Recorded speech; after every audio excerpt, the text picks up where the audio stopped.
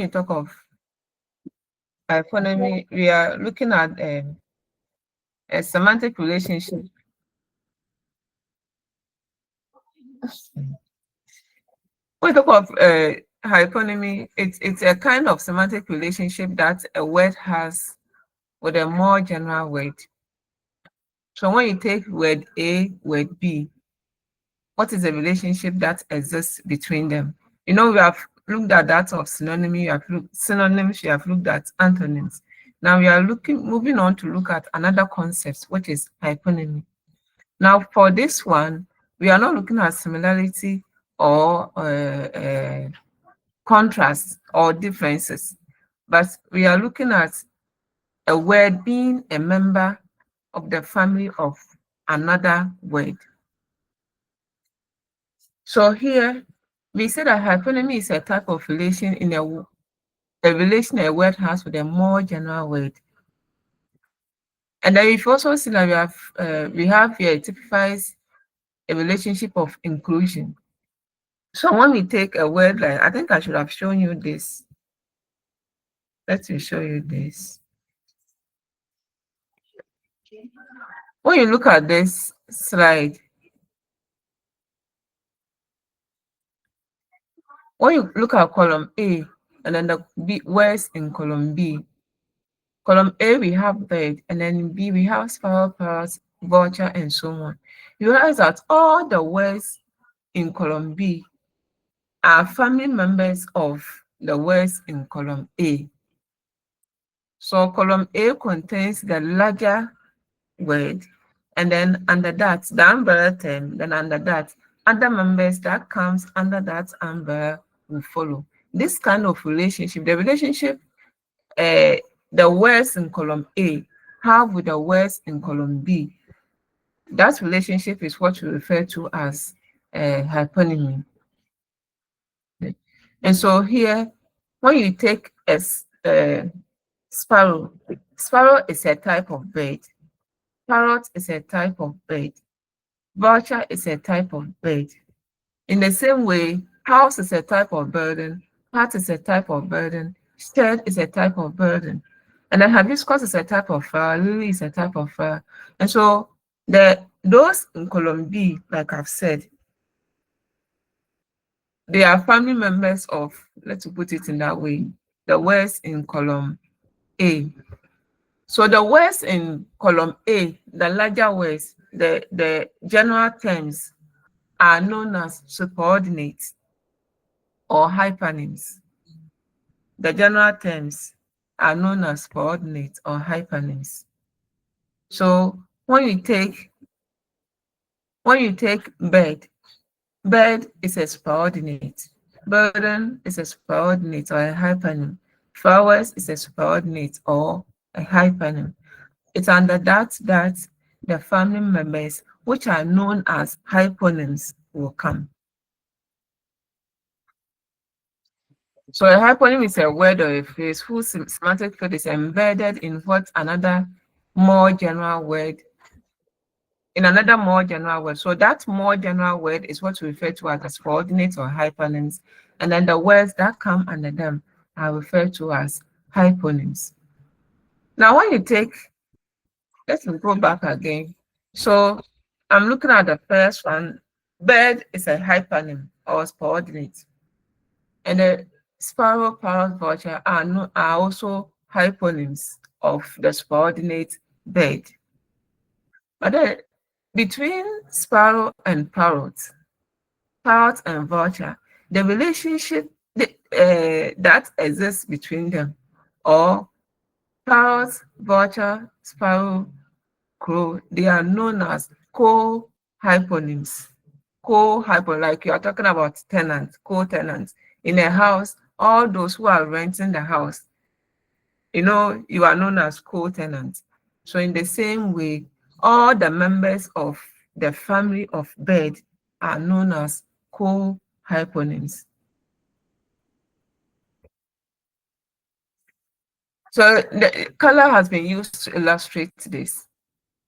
You know, color is a hypernym. It's a more general term. When we take color, there are different types of colors. We have pink, we have blue, we have red, we have yellow, indigo, and so on. They are all members of the family of color. So in this case, color is known as a hypernym or subordinate, whilst purple, red, gold, green, indigo, and so on are known as hyponyms. But red, blue, green, indigo, and so on are co-hyponyms. Okay.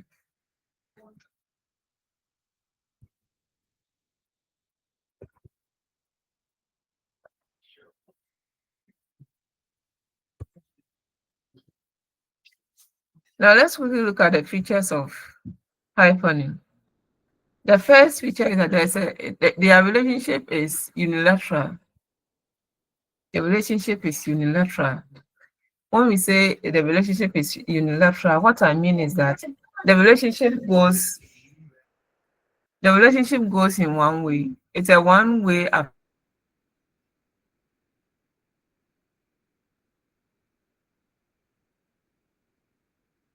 The relationship is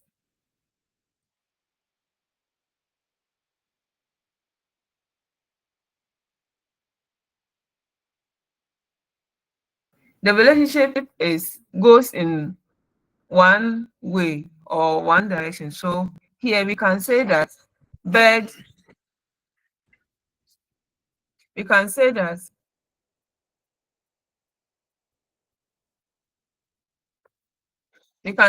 sparrow is a type of bird, but we cannot say that bird is a type of sparrow. So when I say the relationship is a one-way affair, we can just look at it in one way. We can't say that sparrow is a type of bird and bird is a type of sparrow. It doesn't work in that way. It's unilateral. It's just one way. We can say hibiscus is a type of flower, but we cannot say flower is a type of hibiscus. Neither can we say building is a type of house, but we can say house is a type of building. The second feature is that they share a transitive relationship. They share a transitive relationship.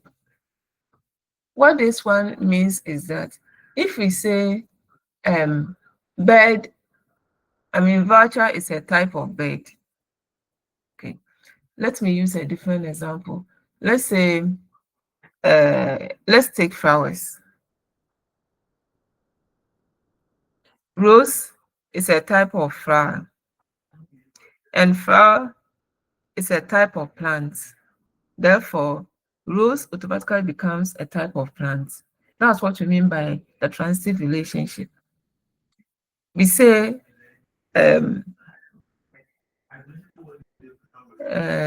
vulture is a type of bird, and bird is a type of animal.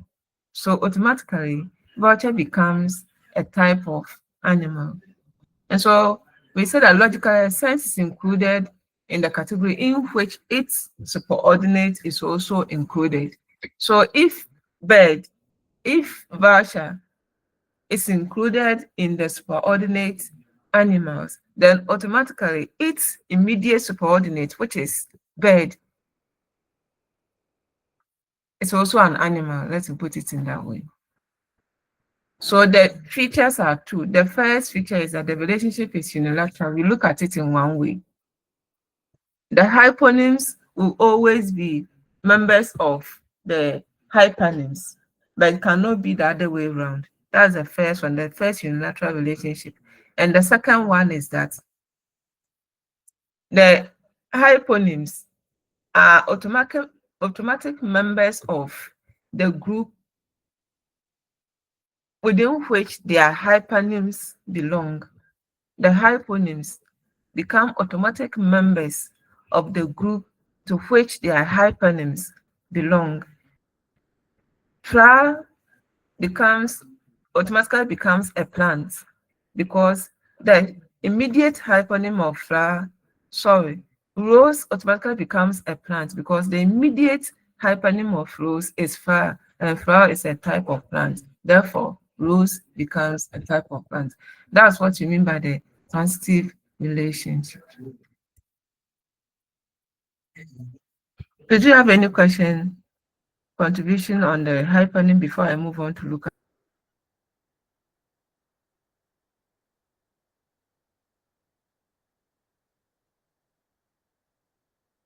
Mark. Okay, Madam, please could you go over the unilateral relationship? Okay, so the unilateral relationship, what I mean is that when we talk of the unilateral, so let me go back to the slide. Okay, so what I mean by unilateral relationship, we are looking at the relationship between the two. What I mean is that their relationship always looks in one direction. It goes one way. Let's say I have a friend who is called Ajua. So I can say Ajua is my friend, and my friend is Ajua. I can start from my end to Ajua. I can start from Ajua's end to myself. That is one. In this situation, the relationship is not unilateral. It looks in both directions. It can come from either side. But then here, when we are looking at the relationship between a hyponym and its hypernym, the hyponym always comes under the hypernym. The hypernym can never come under the hyponym.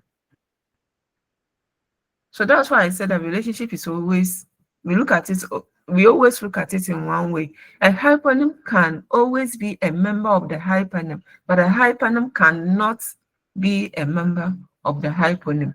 That's what I mean by the relationship is unilateral.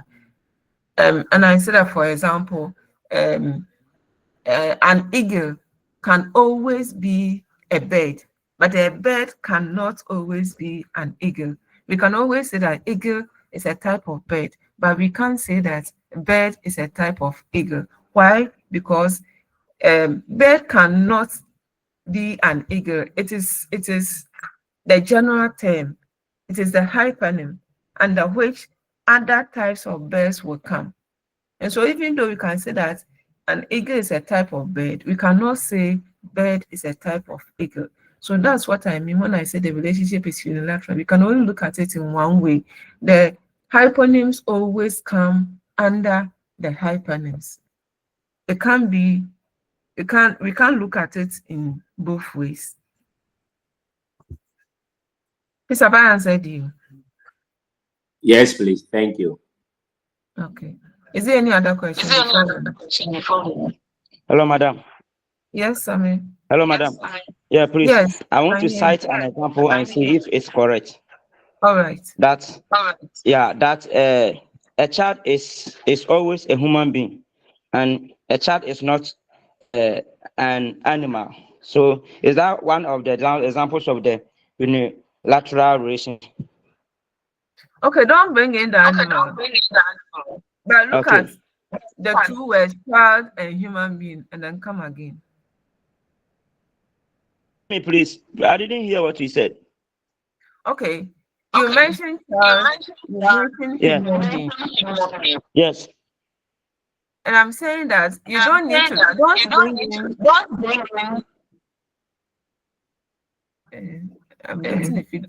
bring in animal. Okay.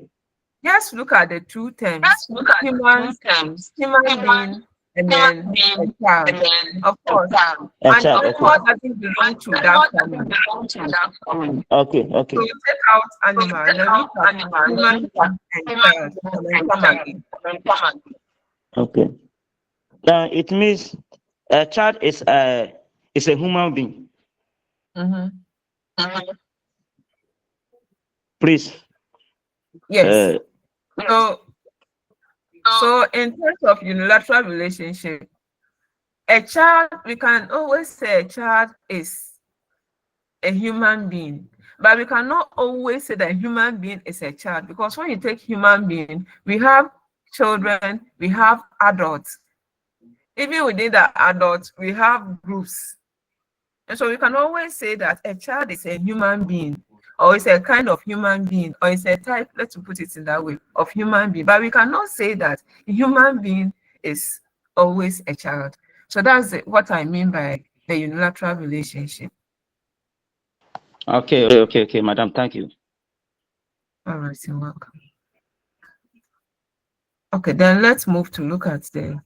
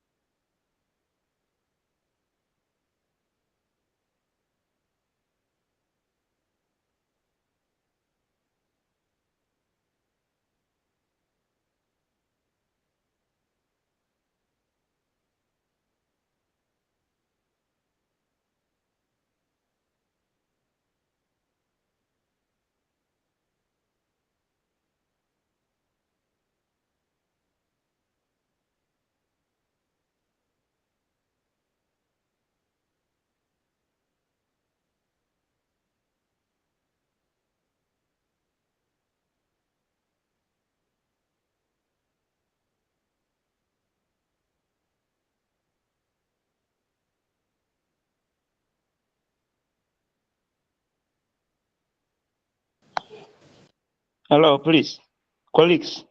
I want to know if the lecturer has left us now because I can't hear anything.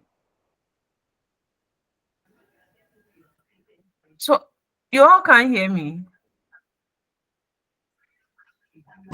We can hear you now. Okay, for now we can hear. So at what point did I go off, please? After the example that I gave, that's I did not hear from you again.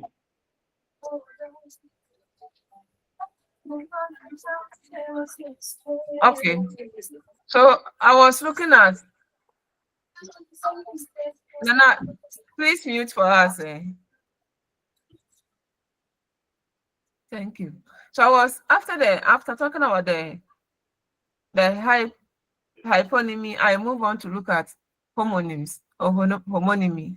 And I said when you talk of homonyms, you are looking at a pair of words which have the same sound or spelling but have different meaning. And now moving on to look at the types of homonyms that we have. And I said we have two types. That's where I am now. Homophones and then homographs. And I was saying that sometimes the two words can be confusing, but the ending can give you an idea as to which of them you are dealing with. Whilst phones has to do with sound, graph has to do with writing. And so the homophones will be looking at words that have the same sound or they sound alike, but then they have different spellings or different meaning. Whilst the homographs will be looking at words that are spelled alike, but they have different pronunciations and different meaning. So when you look at the words allowed and then allowed, ALLOWED, and then ALOUD, you know, they sound alike. Just as words like sight and sight, CITE, and then SITE, and even SIGAT, they all sound the same, but we know they have different spelling and then different meanings. These words are known as homophones, words that sound alike, but they have different meaning. They are the homophones.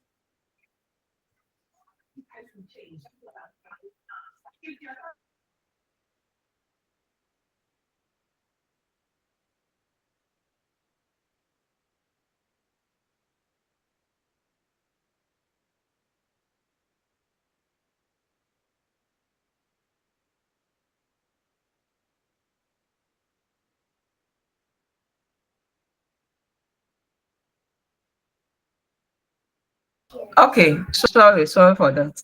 So those are the homophones. So read and then the past tense of read, R-E-A-D, they sound the same, but they have different meanings, different spellings. You know, homophones can sometimes constitute be a source of ambiguity, especially in terms of speech.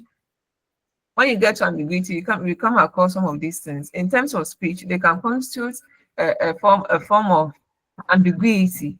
But if someone is talking and then you don't really pay attention to the context, you'll be confused as to which of the words the person is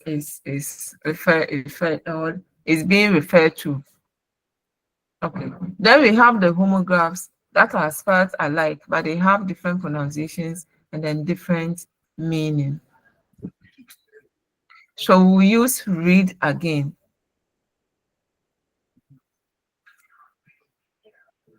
So we say read, R-E-A-D, but then we say read. So with the same spelling, R-E-A-D. So whereas homophones look at pronunciation, homographs look at the spelling. Words with the same spelling or spelled alike, but they have different pronunciations and meaning.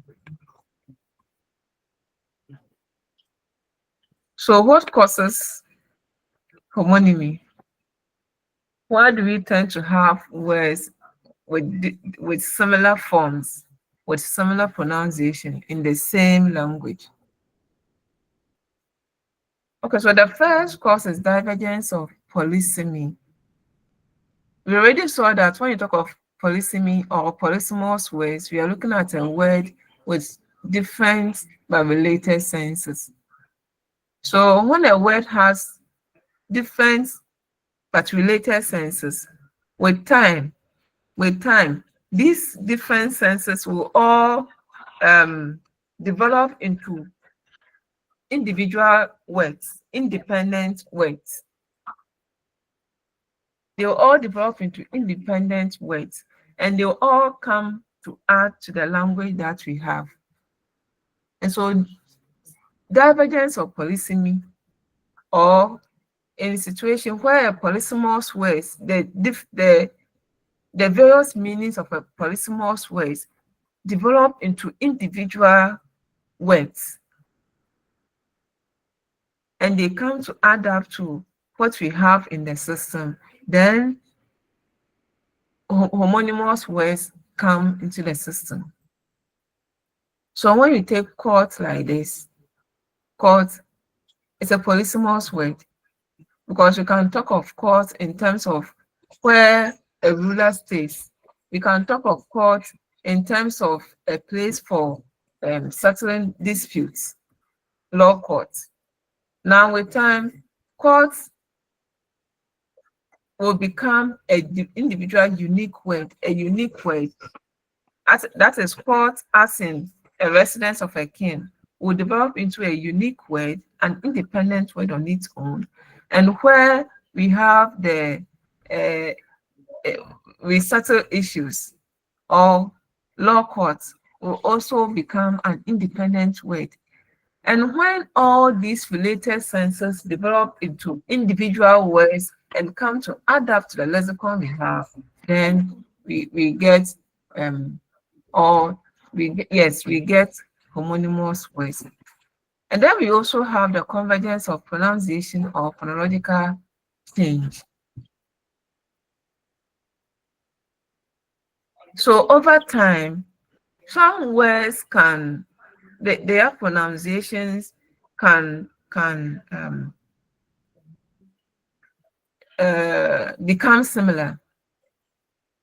In the past, those words may have had different pronunciations, but as time goes on, as the words evolve, as we go along, their pronunciations begin to look like, and as we go along, they keep becoming alike until they begin to have, or it gets to a point where we pronounce them the same way.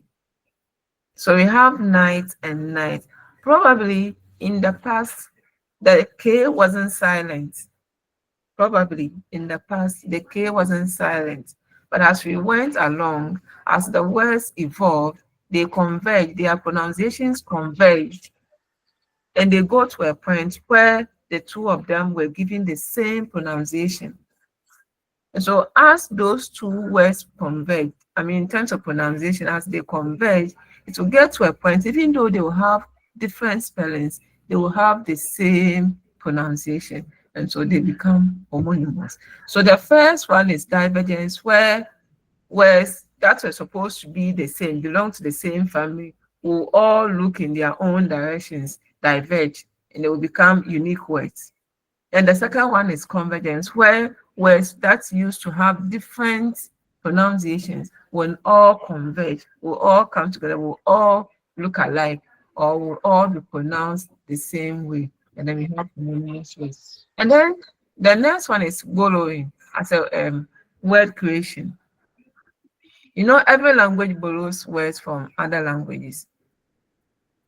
English has borrowed so much from so many other languages, even including our Ghanaian languages. English has borrowed some words from Ghanaian languages. Now, as these words are borrowed into the existing language, you know that the existing language may contain certain words that look like, or that are spelled or pronounced like the words that are being borrowed. So when those borrowed words come to join the language, the system, those words that were existing already, that have similar pronunciation or the same pronunciation as the words that have been borrowed, they become homonymous with those words.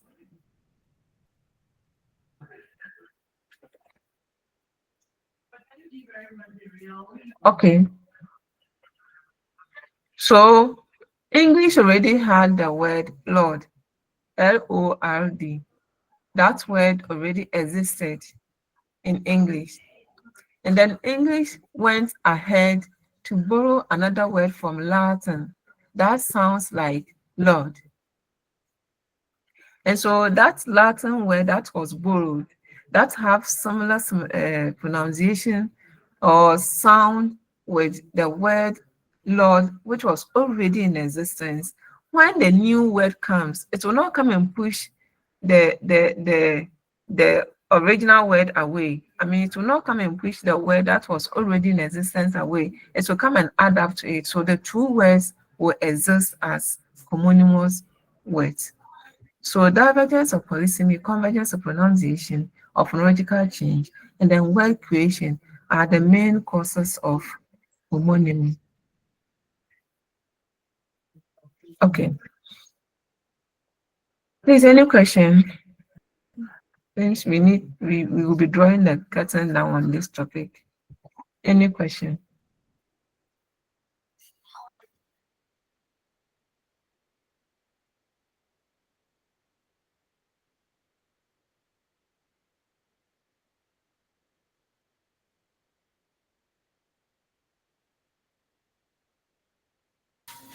Okay.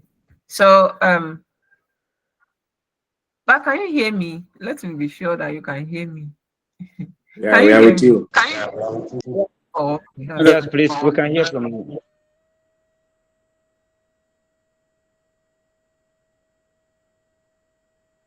okay, so we move on to look at today's lesson.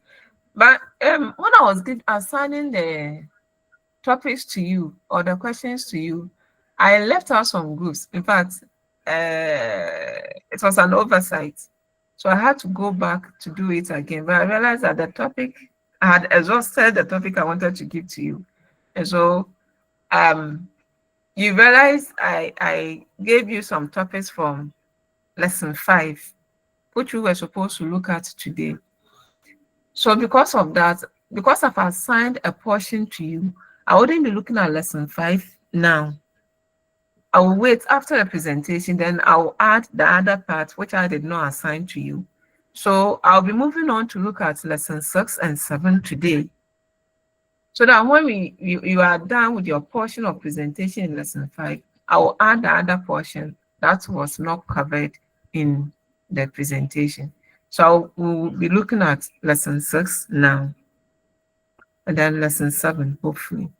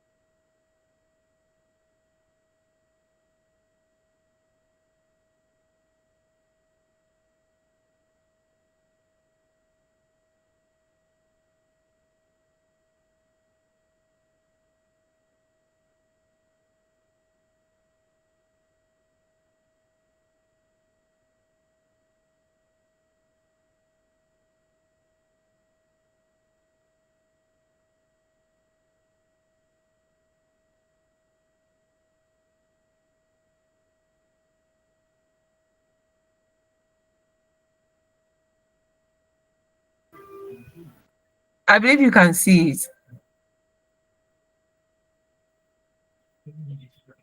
Okay. So we are looking at semantic rules.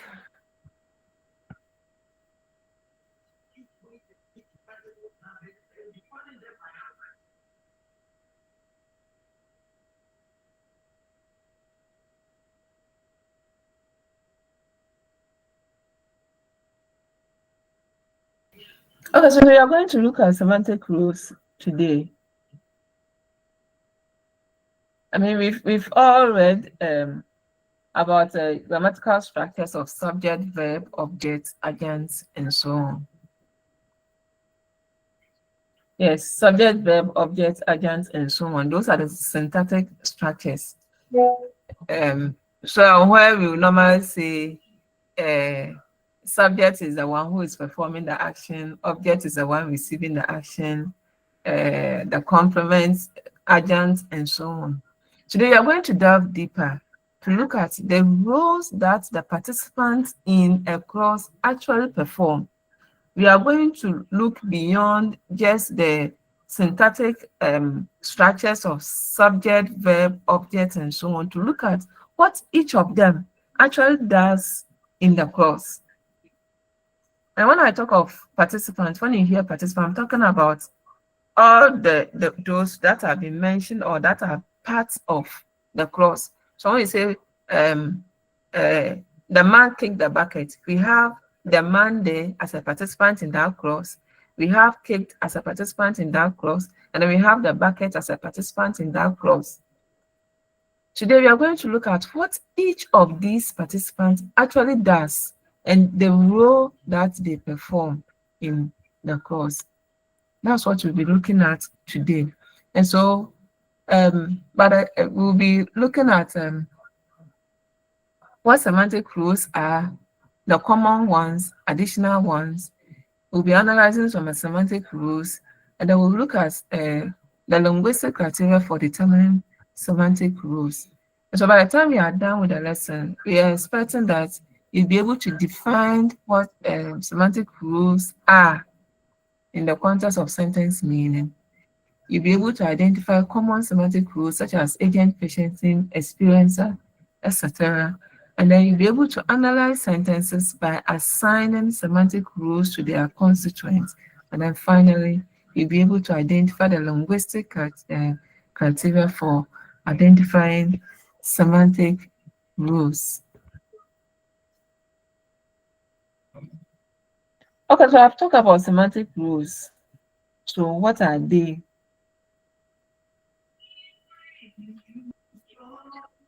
Let's look at this sentence, these two sentences.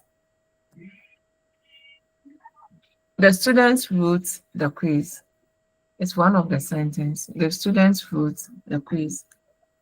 And then the other sentence is the medicine healed the man. I hope you can hear me. I have to be checking so that I will not be talking into the air. Good. So the students wrote the quiz and the medicine healed the man. In terms of syntactic structure, what would be the function of the students and the medicine? As in the students wrote the quiz, the medicine healed the man. In terms of syntactic structure, syntax, what would be the function of students? And what would be the function of the medicine? Yes, Amadou says subject. Okay, we'll consider both of them as subjects. Syntactically, both of them as subjects. Because rules of syntax will make us aware that what comes before the verb, they are usually subjects. But let me ask you this question. We know the students actually performed a certain task. They wrote the quiz. They engage in that deliberate act of writing the quiz. But let's look at the medicine. The medicine healed the man. Was the healing process deliberate? Did the medicine engage in any voluntary action in order to heal the man? What do you say? What do you think? For students, we know they consciously sat down, voluntarily sat down to write the quiz. What about the medicine? Did the medicine actually participate or actually perform an action, a planned action, a voluntary action, intentional action? Did it happen like that in the case of medicine? What do you think? Yeah, Robert. Yes, madam. Well, in a sense, even though the medicine is not a person to behave like a human, but as a drug, it did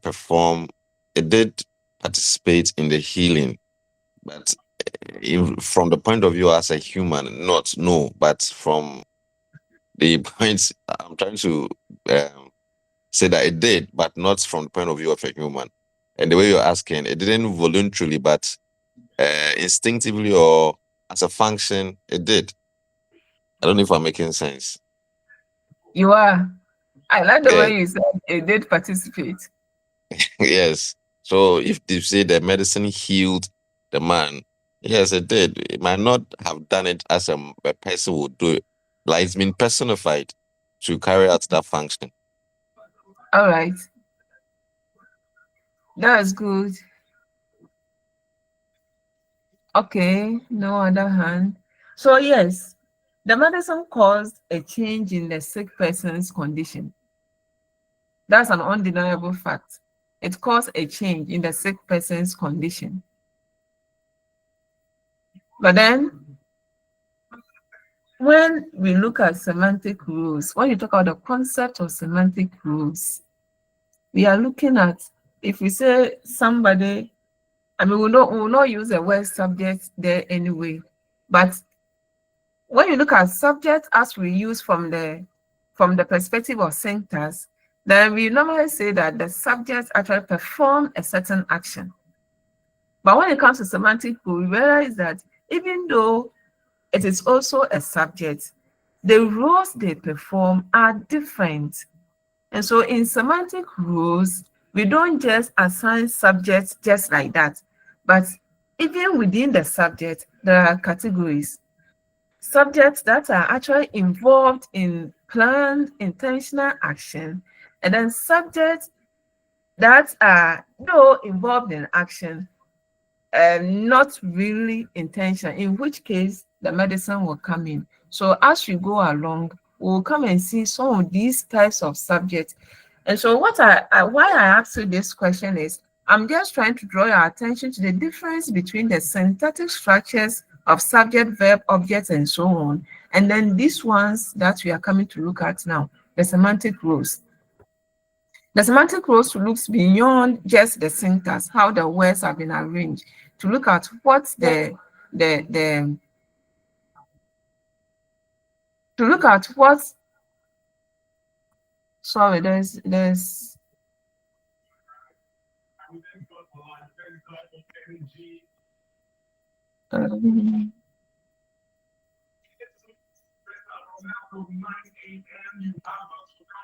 someone sent a message, but I can't find it. Let's go.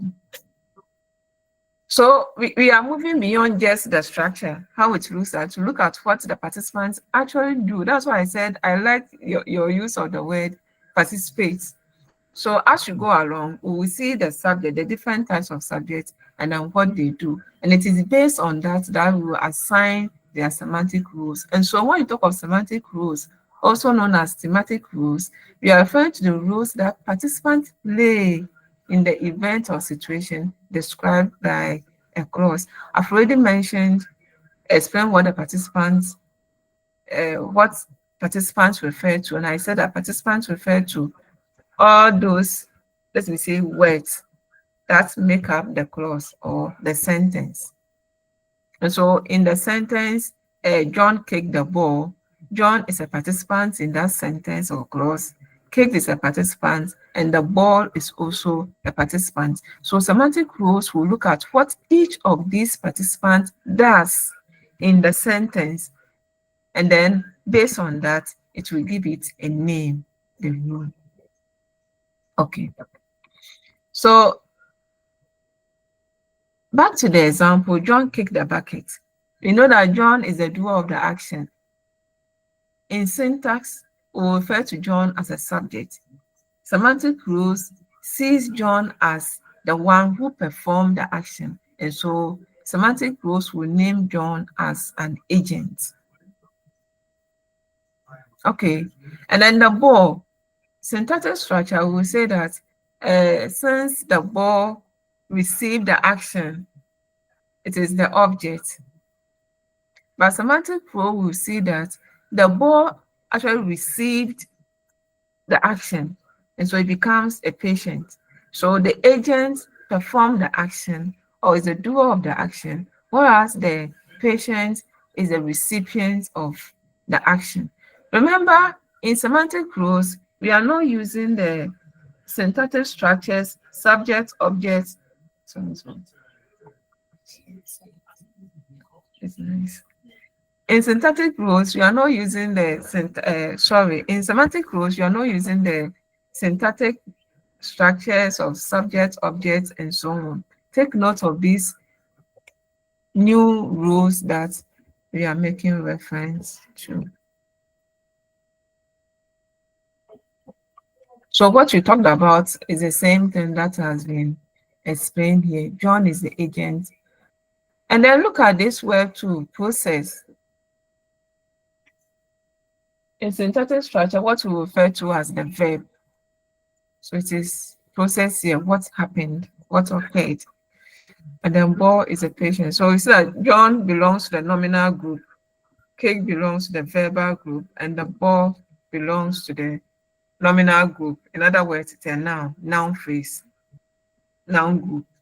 Okay. So let's look at some of the semantic rules we have.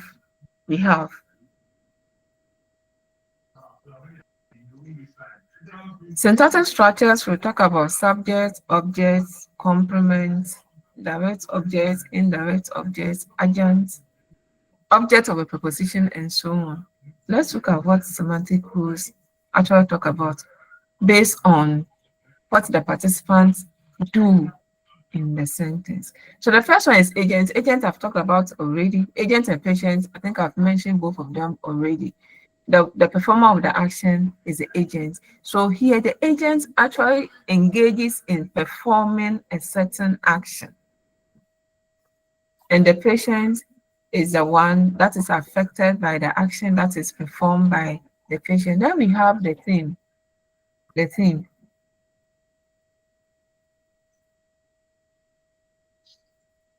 Now, in syntactic structures, we'll look at the theme as, okay, maybe I will ask you. So I will ask you to tell me that. So the theme is the entity that is moved or whose location is described. The entity that is moved or whose location is described. So in the example, she placed the book on the table. We are referring to the book as the theme because it was the book that was moved, or it was the book that was described. So we'll talk about we'll label book as the theme. In syntactic structures, how will we refer to the book? What will be the function of the book in syntax, syntactic structures, when you are not looking at semantic rules? How will you classify the book? As an object. As an object. And how will you classify table?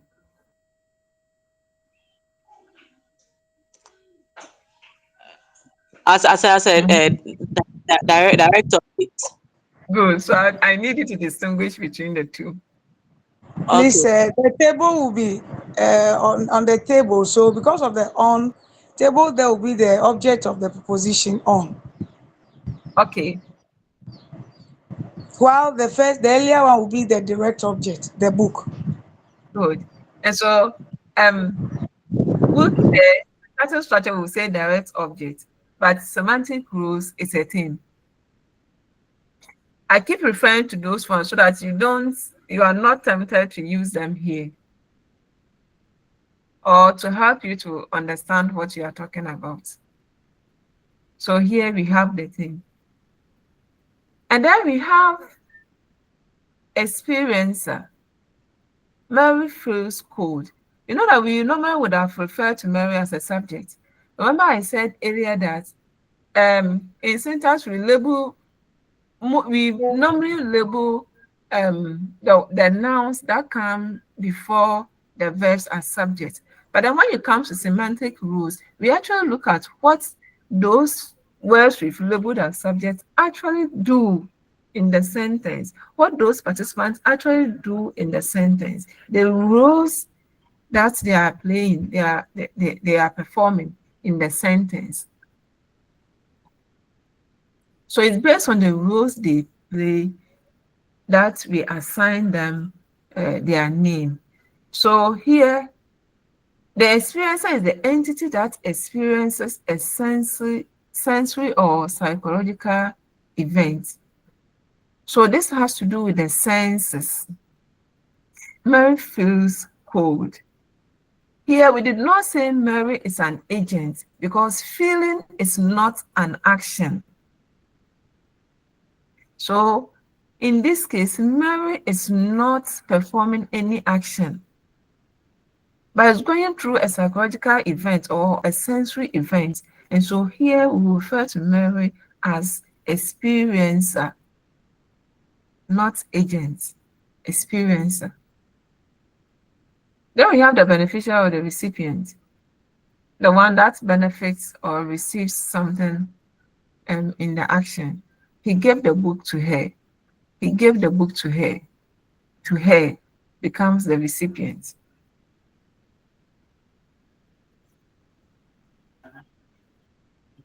Okay.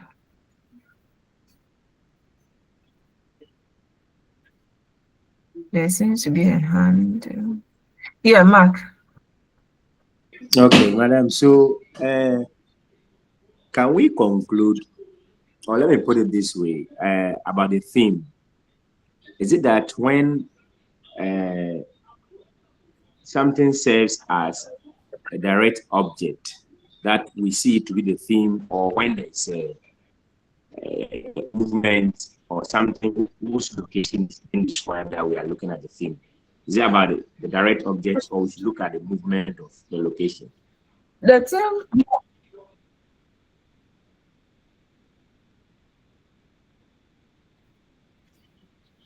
Come again with the last part. The very last part. So I was saying that when you look at the theme, here it's being described as that which is moved, whose location is being described. Okay, and with the analysis of the sentence, the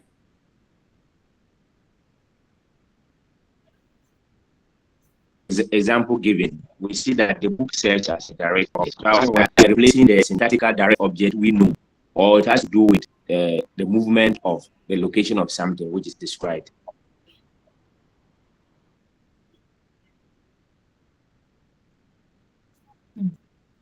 Okay, can you hear me? Is it my turn? I hope you can hear me. Right. Yes, please. Good. So your question is I still don't whether I still don't really get it. Sorry. What I'm saying is that the theme, in terms of the theme, Yes. hello, uh-huh. Yes, I Should can we hear take you. it that should we take it that the theme is a direct object, like synthetically what we know as direct object, or in this case, it is the movement that we are supposed to look at? Because it says that the entity that is moved or whose location is described. Should we look at the location being described, or we should look at a situation where that particular, let me say, that noun phrase serves as a direct object? That is my question. Okay, so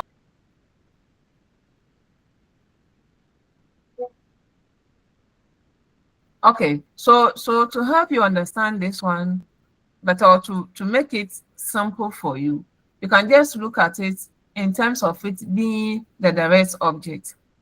Okay, at least you have that idea there, and you can apply that one. You say we learn from known to unknown.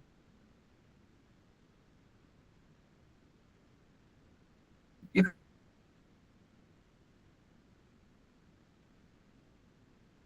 can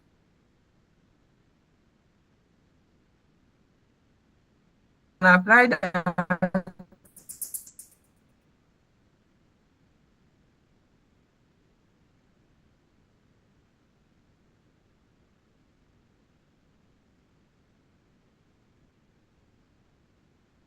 knowledge there to help you to understand this. Just connection along the line. Am I back? Can you hear me?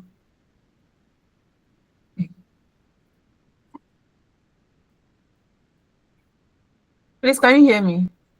Yes, Yes, we right can now. hear you now. Okay. Yeah, so Mark, I was saying that to help you remember,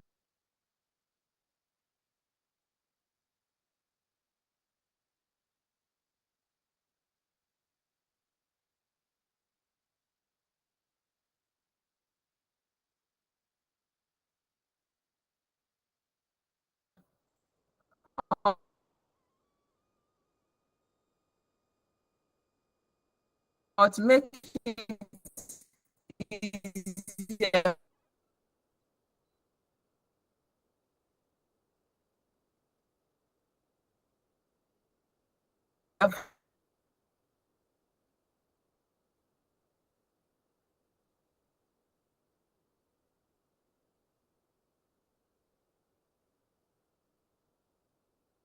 for you, you can. Madam, your line is breaking. We can't hear. Can the rest of you hear me? No, it's No, breaking. no, madam, we can't Madam, hear you at all.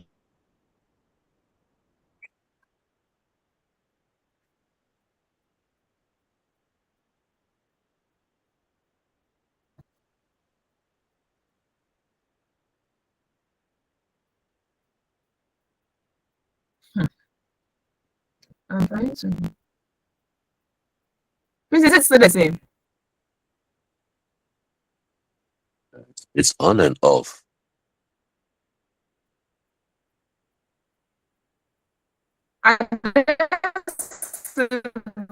Kgs. Yes, madam.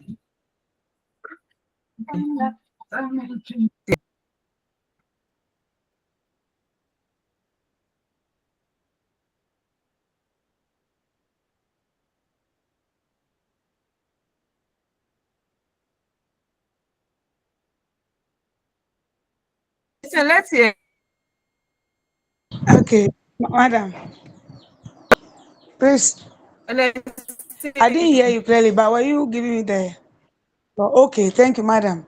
Please, I just want to add to your explanation that syntactically, the theme may sometimes be the direct object, but sometimes too may be the subject. For example, if I say the ball has rolled down the staircase, the ball over there is a theme in semantics, or that's a semantic rule of the ball.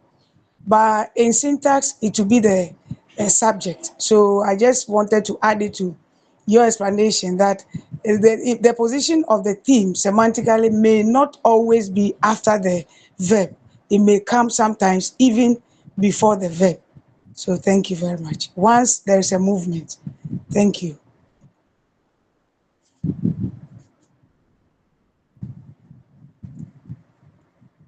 Please, have I been heard?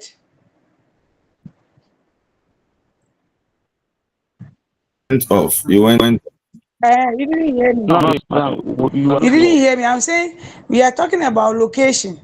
So my brother asked that whether we can equate direct object in syntax to theme in semantics. And I'm saying that in some cases, in some instances, the direct object in syntax can be the same as the theme. But where the nominal group comes before the verb, performing some where there is a movement of that particular nominal group, then we will consider that nominal group still as a theme, even though it is not used after the verb. So, for example, the ball rolls down the staircase. The ball rolls down. So, syntactically, we will say that the ball is a subject, but semantically, it is a theme, even though it is not being used after the verb. Yeah, I don't know whether I'm helping my brother to understand theme in general. So theme can come before a verb. It can also come after a verb. It is not always a direct object. Thank you.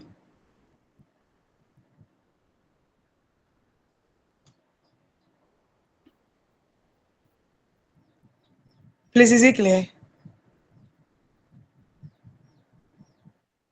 Yes, it is. Okay, thank you very much.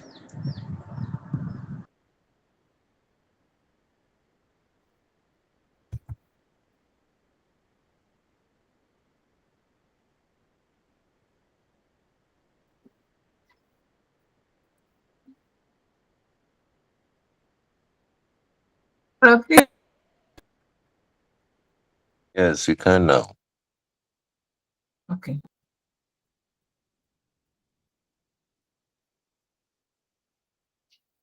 Okay, but honestly, I didn't really hear you because of my network, but I think it's been sorted out, right? Yes, madam, I was just topping up for you that All right. the That's theme in semantics is not always after the verb. It can sometimes even come before the verb. Then I gave an example, which is the ball rolls down. The ball rolls down the staircase. So in that instance, semantically, we will say that the ball over there, though has come before the verb, it is still being playing a thematic role, or it is a theme over there.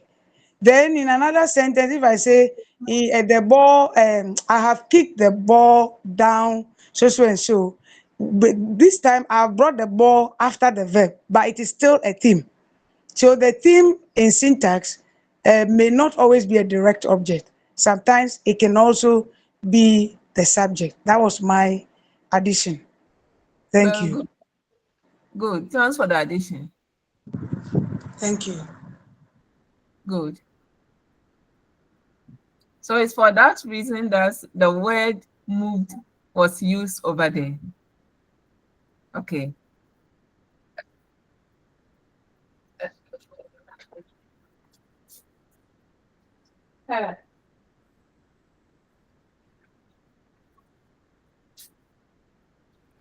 Okay, thank you very much. Now, the ones we consider, these 5 are the common ones that we have: the agent, patient, team, experiencer, beneficiary, or recipient. There are additional ones that we want to look at. These are the main ones, but there are additional ones that we'll be looking at. We will also look at the instrument, location, goal, source, and then time. So the instrument normally looks at the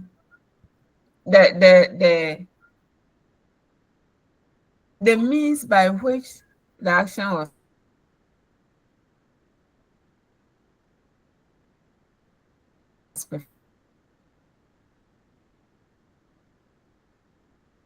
performed.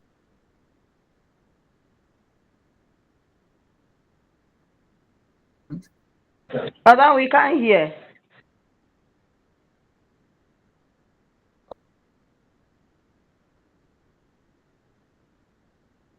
Or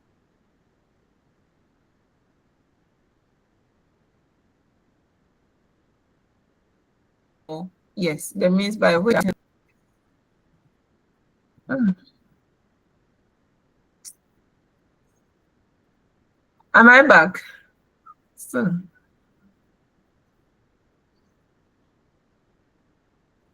Yes, just a while ago.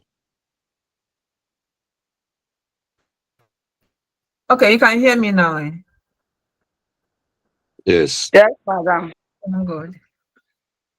Okay.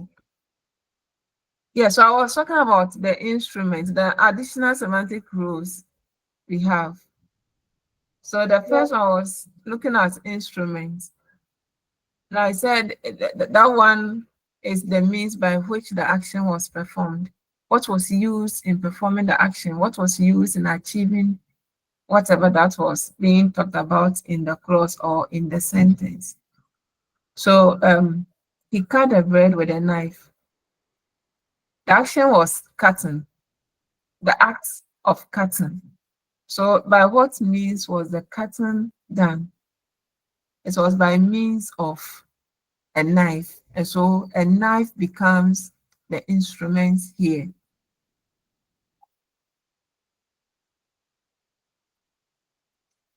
They caught fish with fishing net. They caught fish with fishing net. So the action is the act of catching.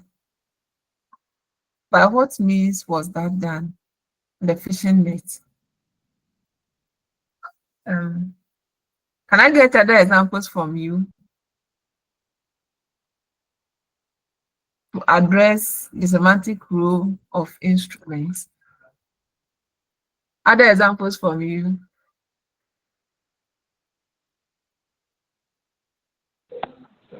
Hello, madam. Yes, I mean. Hello, madam. Yeah. I want to cite an example. All right. He killed the man with a cutlass. Good. So in this case, which one will you identify as the instrument?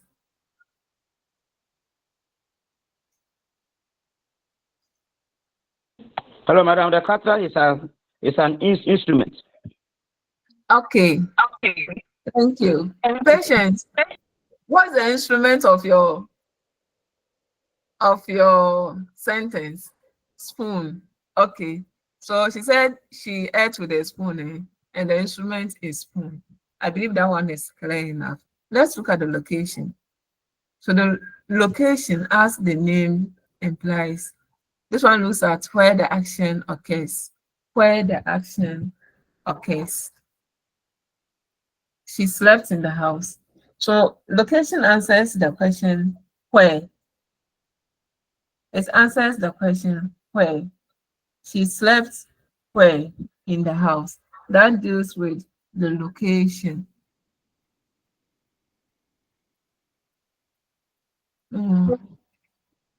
We had a meeting in the conference room. So where was the meeting held? The conference room. In the conference room would be the location. So the location looks at where the action occurs. Then we have the goal that talks about the destination of an action. It talks about the destination of an action. The goal involves a movement, the end point of an action. So we'll ask the question to where? To where? Location asks where, deals with where an action takes place. But the location looks at a movement to where. Where is the action going to end? What is the destination of an action? He walked to the store. He walked to the store. So the action ended at the store. So the store then becomes the goal. We will travel to the UK next month. We will travel to the UK next month. So the UK becomes the goal because that is going to be the destination of our action travel. So the goal looks at the end point of an action, where the action is going to end, the destination of an action. Then we have the source. Whereas the goal looks at where an action ends, the source looks at where the action began. So the source deals with the starting point of an action. So it will answer the question from where. The goal will answer the question to where, whereas the source will answer the question from where. The source, where did the action begin? Where are we starting the action? She received the letter from John. From John. The letter originated from John. John was the one that began the act of sending the letter, and then she received it. And so John becomes the source.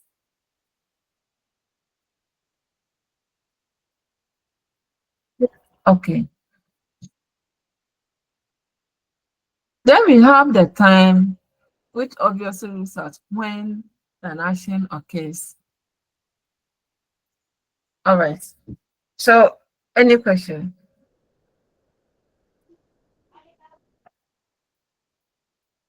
Or addition?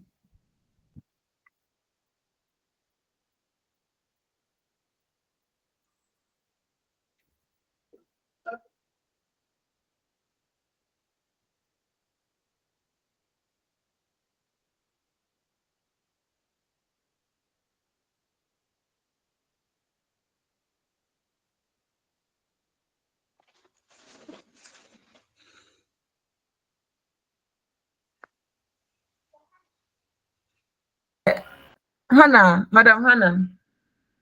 Yes, madam. Madam, please, if you could please, my network is disturbing me this morning. You said that where the goal look at something. I wanted to put down something, but it seems my network is disturbing me this morning. So I didn't get the explanation well. So I'm not alone in this. No problem. I was looking at the other semantic rules and I was talking about the goal, instrument Yes. location. I'm sure you heard those ones. Yes, So please. the goal, I mentioned the goal and I said the goal looks at the end point of an action, where the action ended. Okay. So it will answer the question to where. to where is the action going to end? To where? It will answer that question. And so he walked to the store. The action, that is the walking, ended at the store. Okay. So where the action is ending, where the action is going to end, the destination becomes the goal. And I think I gave the example, we will travel to UK next month. In this case, the act of traveling will end at the UK. And so UK becomes the goal. Then I went on, can you hear me, Hannah? Yes, madam, please. Then I went on to look at the source, and I said that the source is the opposite of the goal. So whereas the goal looks at where the action is ending, the source looks at the beginning point of the action or the starting point of the action. So it will answer the question from where. The source will answer the question from where, whereas the goal will answer the question to where. So when you look at the example there, she received the letter from John. Where is the letter originating from? The act is about receiving, but what the person received, where did it start from? It began from John. John becomes the source. And then the time, which I believe is quite simple. When the action takes place, you arrive at noon. Please, are you okay? Yes, madam, please. Okay. Thank you very much, madam. Is there anything else before we move? Okay, so let's look at this one.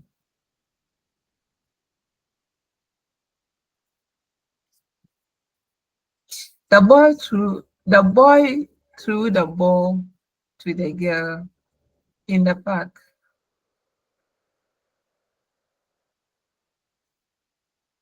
Of course, the boy is the one involved in the action, so it becomes an agent, and it belongs to the nominal group.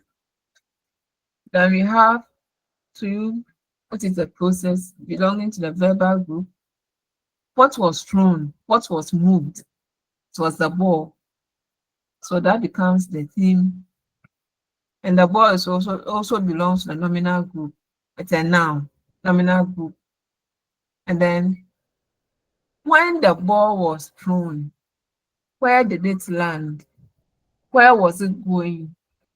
What was the ending point? It ended with the girl.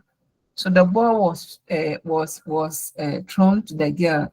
So girl becomes the goal. To the girl becomes the goal. And it's a prepositional phrase. It is that structure is introduced by the preposition to. So it makes that structure a prepositional phrase.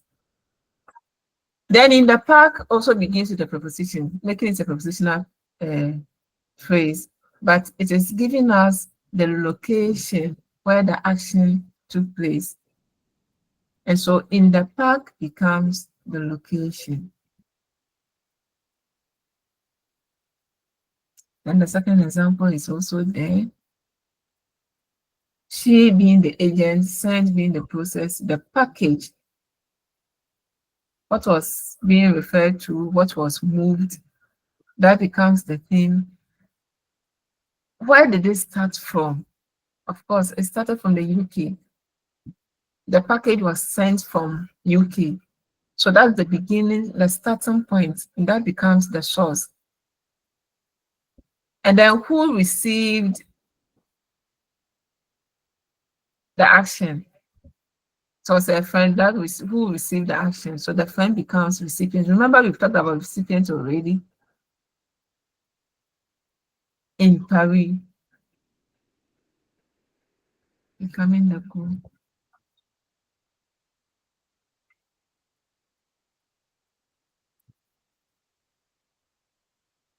There are certain linguistic criteria that we use to determine semantic rules. You don't just get up and assign rules.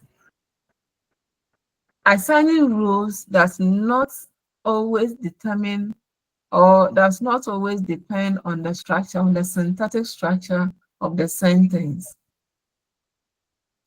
At least we have seen that sometimes a word that is in the sentence, in the subject position or object position may not actually be function as a subject or object. And so before you assign semantic rules, you actually look at what the participants are doing in the sentence. And this one is done using 4 main criteria. So the first one is by looking at the verb meaning.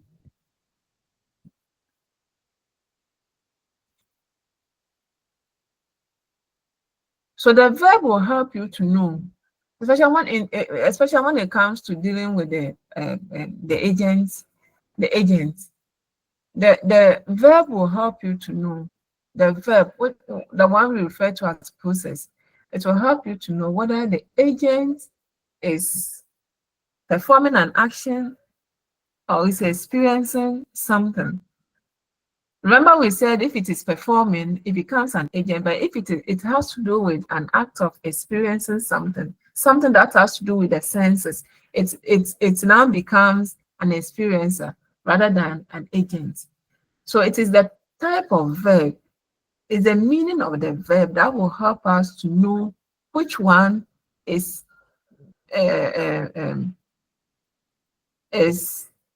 performing the function of an agent, which one is the patient, and so on.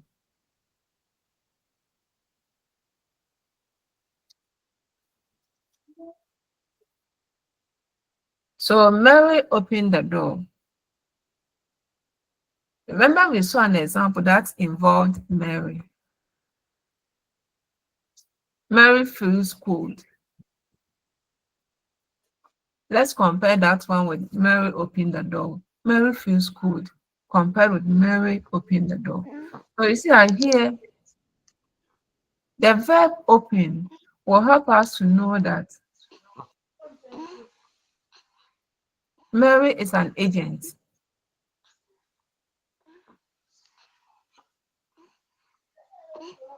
Can you hear me?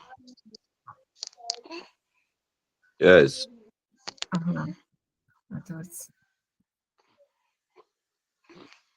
Madam Maggie, kindly mute for us, okay? Thank you. So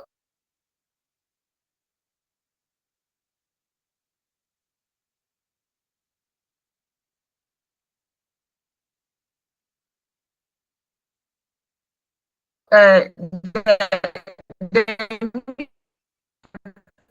open will help us.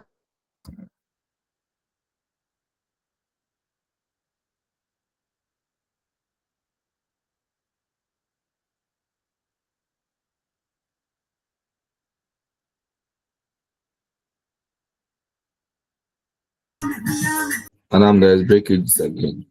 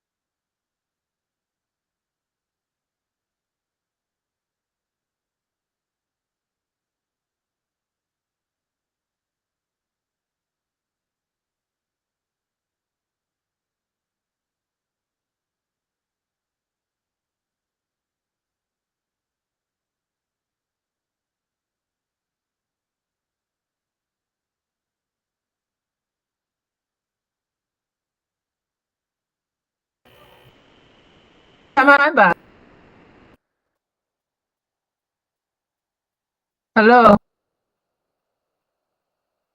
Yeah, you are back. You are back, please. Okay. All right. So I was talking about the criteria we use in determining semantic rules, and the first one I was talking about was the verb meaning. And the example that is there, I brought another example, what we saw earlier, Mary feels cold. And so here, the meaning of the verb open helps us to know that Mary here is an agent. She is involved in performing a certain. But when you look at the other example, Mary feels cold. It shows that Mary is not any action, but it's rather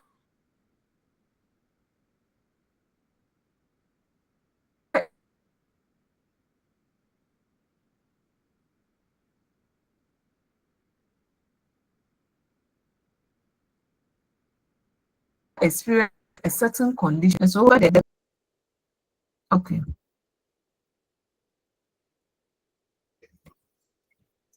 Then the second one we have is a syntactic position.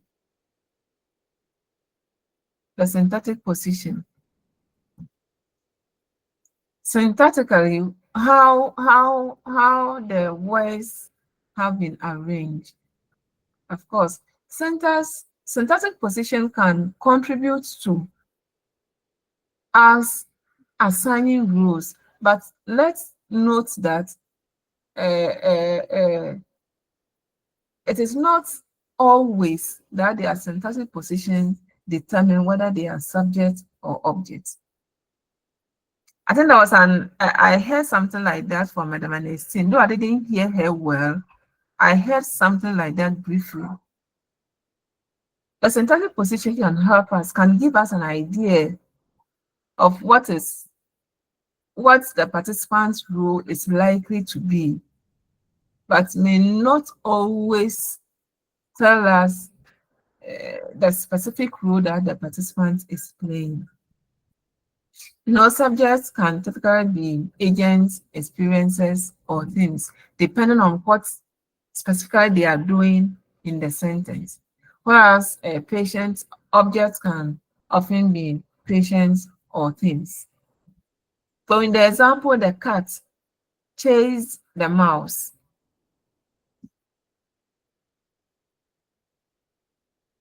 Syntactically, the cat is a subject, right? And here it is serving as an agent. And the mouse there will be the object, which is serving as the patient.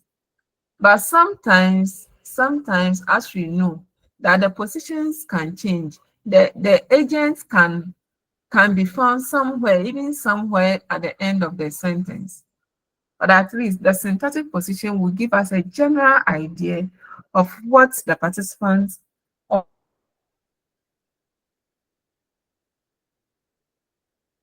the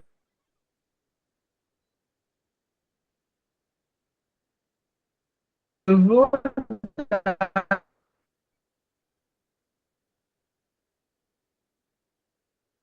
the participants are likely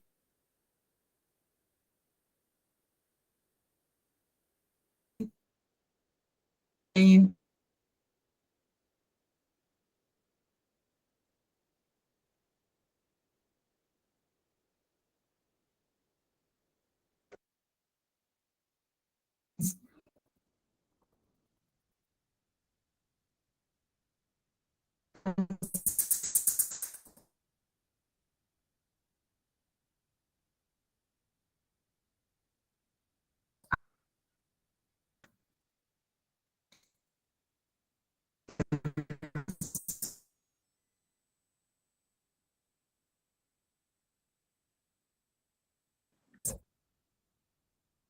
positions. Madam, we can't hear. Your line is breaking.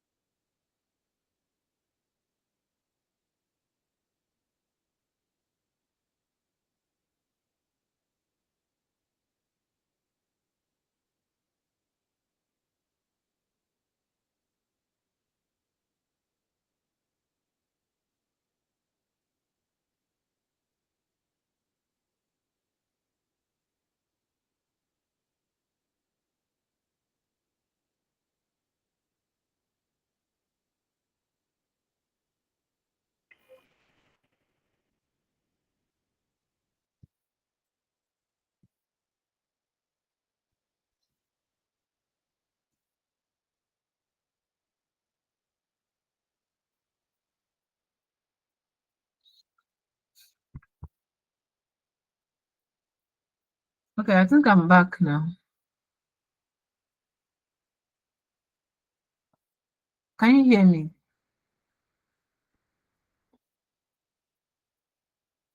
Hello. Yes, madam. Okay. Thank you. Okay, Can so hear you. so I was talking about the propositions, and I said that they also give us the role that the participants are playing in the sentence. So propositions like to will indicate the goal, with will indicate instrument, and then from will indicate a source. Like I said earlier, when you are looking at the goal, you are asking yourself to where. When you are looking at the source, you are asking yourself from where. When you're looking at instruments, you are asking yourself with what. So these prepositions, when they are present in the sentence, will help us to determine the semantic roles that the participants are playing.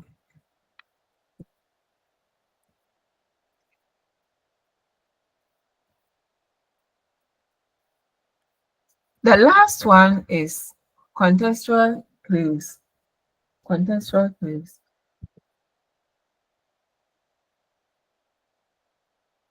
So the context, contextual clues just talking about the context, determine the semantic rules based on the context.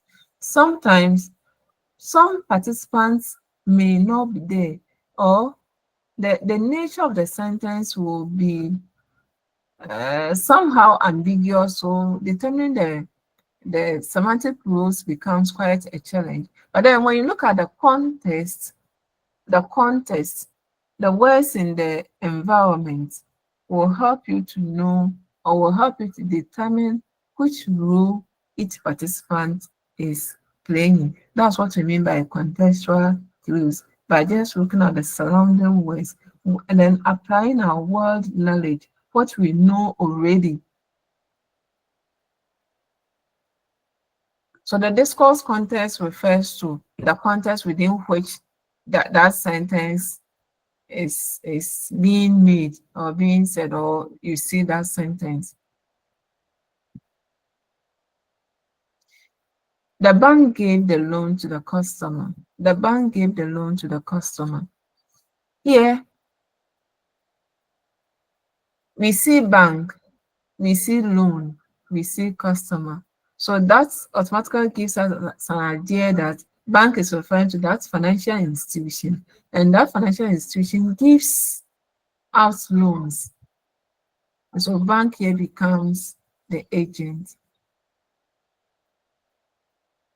whilst the customer becomes the recipient. So now let me ask you this. The loan, what's the semantic role of the loan in this sentence? Mark. I think it's a theme. Good. All right.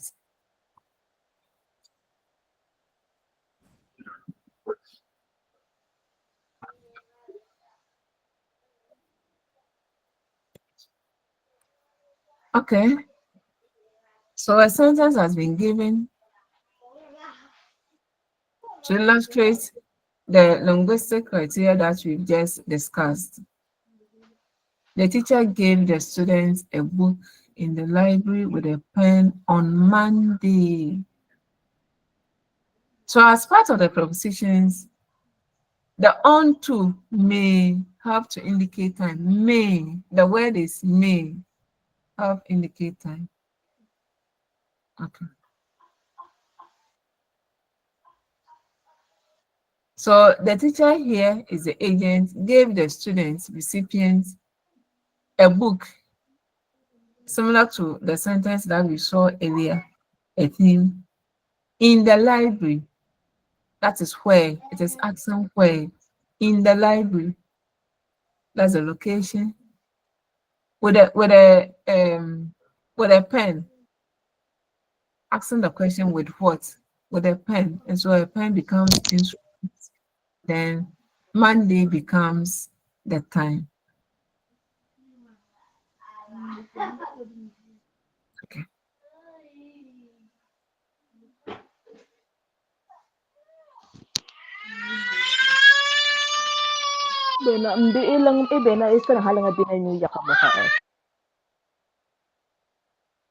Okay, so this is what we've said so far about the linguistic criteria.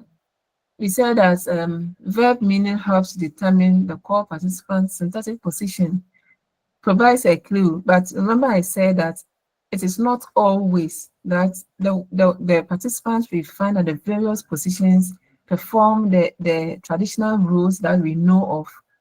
So that they just give us they give us a clue as to what role they are likely to perform, but they are not absolute. It doesn't mean that when you see a word in this position, by all means it should be an agent, by all means it should be the recipients or whatever. At least they give us a clue. Then the prepositions, we say they have the prepositions have to indicate who is the goal, who is the source, instruments, and so on. And then contextual clues. If other words that can help us to assign rules are not there, then our knowledge of the world, our experiences of the world, and then the context will help us to resolve any such issues regarding the semantic rules.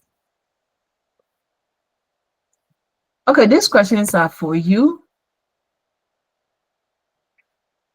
Self-assessments. They are for you to look at later.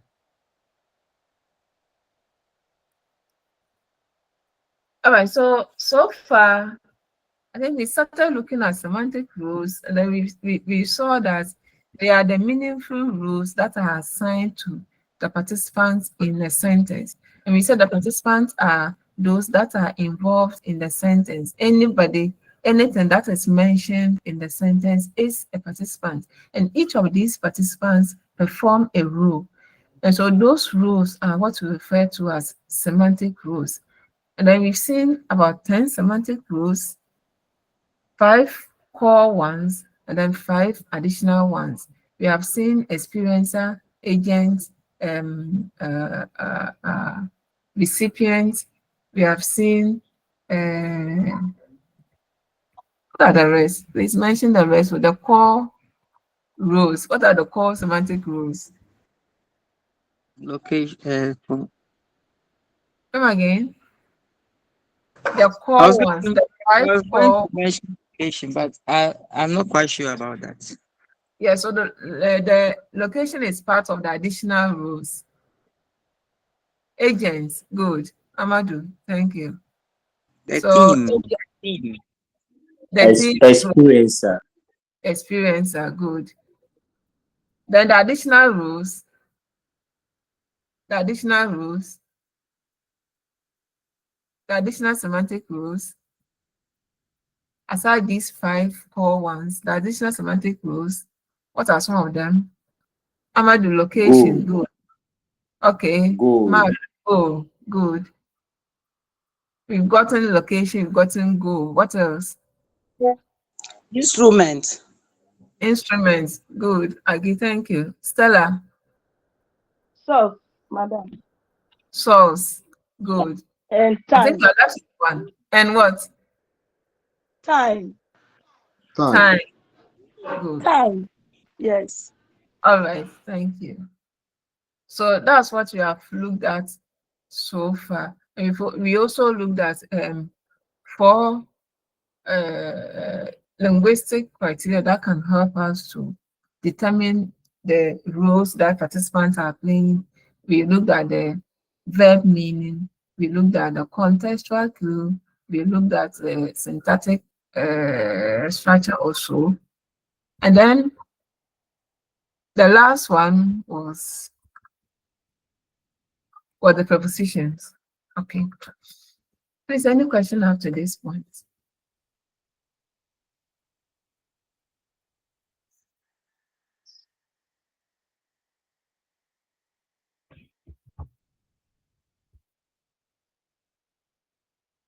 I'm looking at bringing the next one.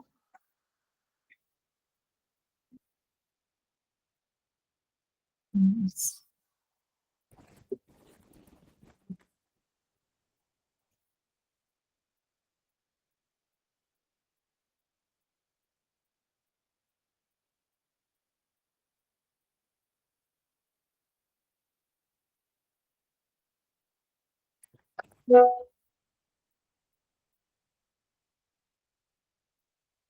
Okay.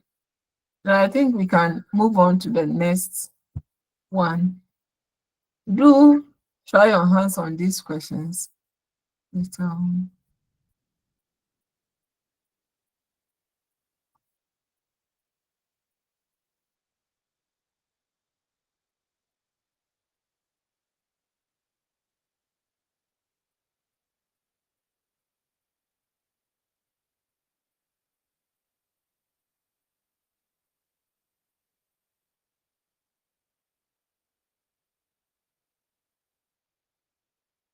okay. So the next part of the lesson, yes, we're going to look at lesson 7, which is changes in the meaning of words.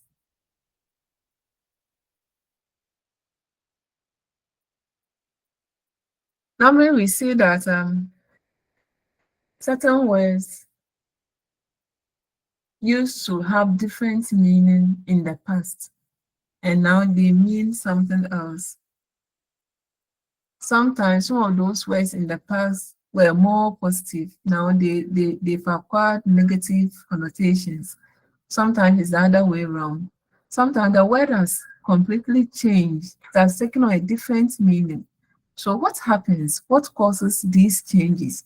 What occurs? So that's our focus for this part of the lesson, changes in the meaning of words. So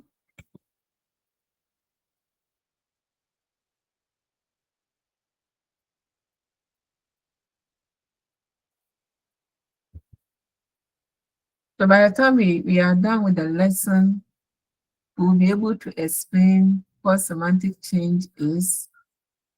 We'll be able to mention and explain the factors that influence semantic change.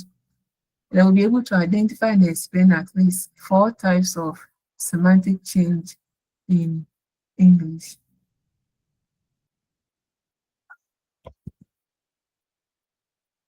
These are the keywords we'll be coming across very soon.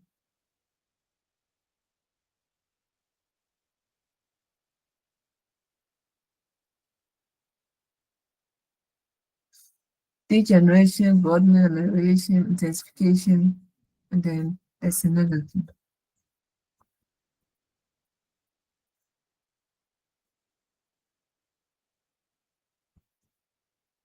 Okay.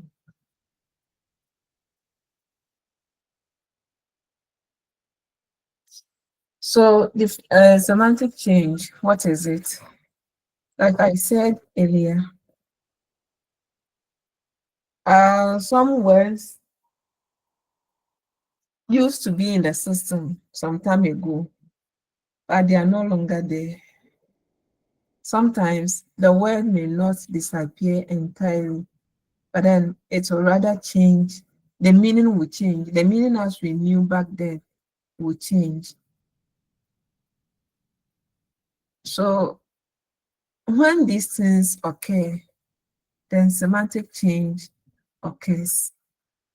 Remember at the beginning of this this lecture, not this one, at our first meeting, we're looking at the meaning of semantics. Remember, we are looking at word meaning. So the whole course, we've been looking at word meaning all along. And so at this part, we are looking at how some of these words change. What occurs?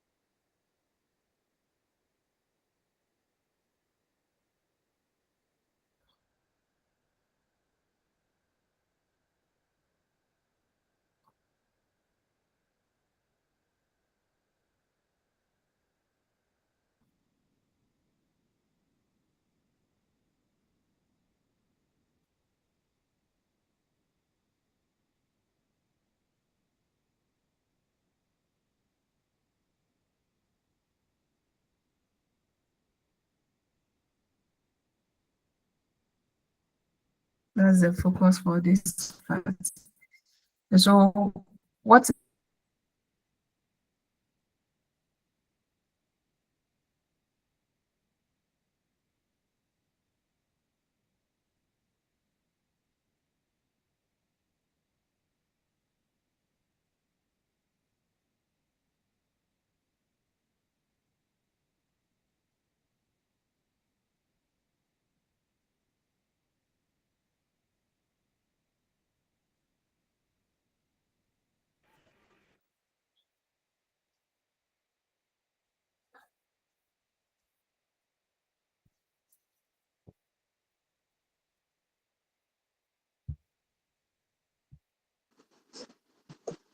Please, is it break time or Madam has gone off again?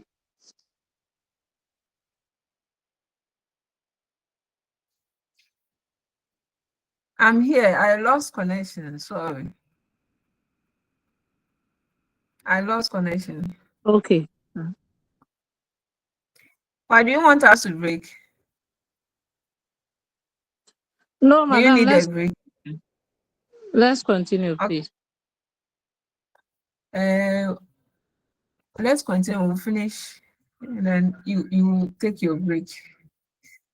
Okay. Sorry, I lost connection. I'm not sure at what point I lost connection because by the time I realized I was off. Please, did I finish explaining the semantic change? Did you hear it? Please, no. At what point did I go off?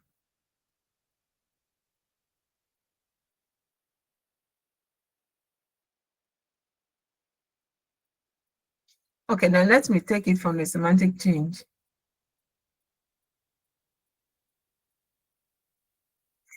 So I was saying that sometimes the words, some words will leave the system. They will vanish from the system. We will no longer hear them being used. Sometimes the word will exist, but its meaning, as it was known in the past, will change in terms of current use. Sometimes some of the words will expand, its meaning will expand to include other concepts. Sometimes it will shrink. It will limit itself to a particular concept. All these changes occur in language. And these changes, the process by which these changes occur is what we refer to as semantic change. And then we said that semantic change is a natural property of language because naturally language evolves. Naturally language evolves. That is why when we were reading the use of English, we saw the stages of the development of English language, the old English, modern English, and so on. Those periods are indication of the fact that language evolves. And so semantic change is a natural property of language because language will by all means evolve. So in the past, the word, for example, in the past, the word husband used to refer to a man who dwelled in and managed a household. So anyone who can manage a household, who can be employed, was known as a husband. But now when you talk about a husband, we are talking about someone who is married. You are referring to someone who is in a marriage contract and not any other man who can manage a household. So in this case, the meaning of husband as we knew back then has evolved to refer to a specific entity. This is an example of semantic change.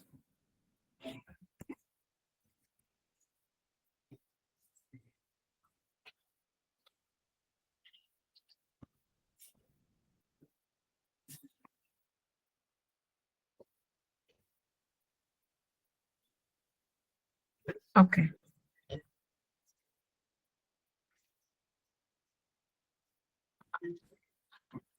So Semantic change is not the property of one person. It's a societal property.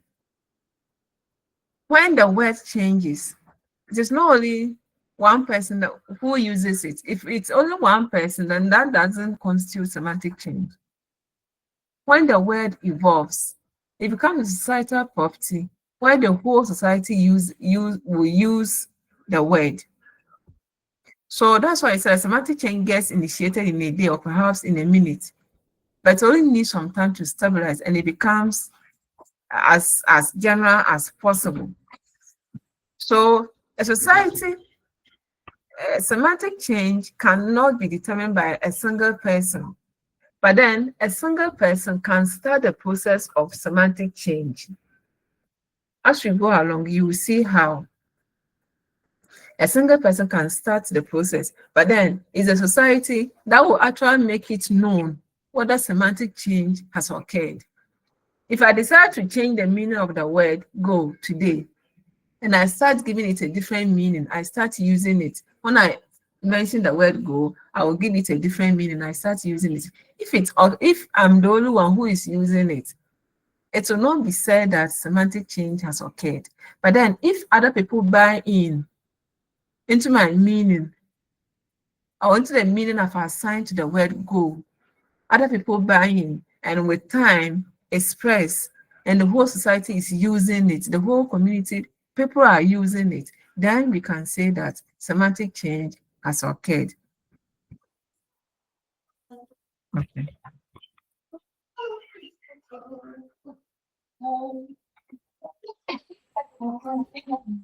All right. So the branch of semantics that studies semantic change is known as historical semantics. Historical semantics. They study the changes that occur in meaning of words. So historical semantics is an aspect of what Saussure refers to as diachronic study of language. When you are conducting a diachronic study, it means you are tracing something from history, from historical point of view. How was the thing in the past and how is it now? So you compare what was in the past to what is happening now. So diachronic study, you are studying something over a period of time. Semantic change, when you are studying semantic change, you will do it over a period of time to see what occurred over there and what is occurring now.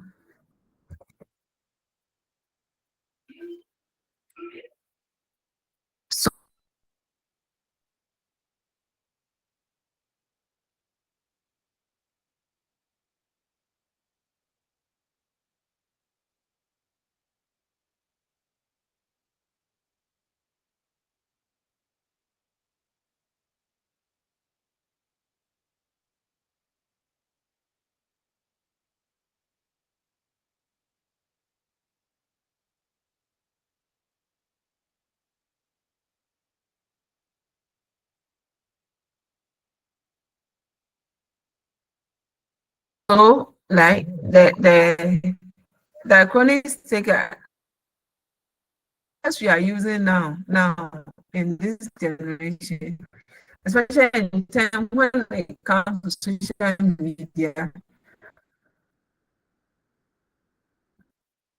different meanings other than what we so society can also contribute to semantic change.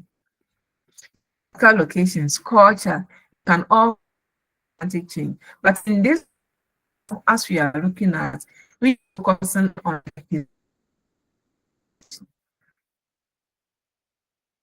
historical change.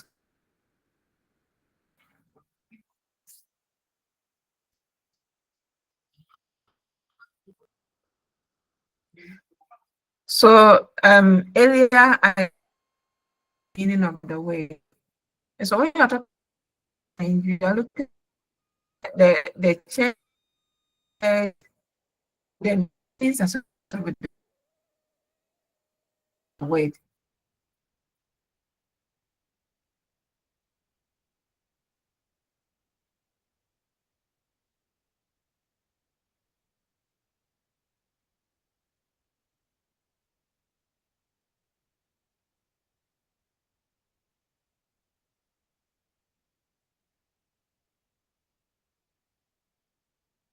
Where?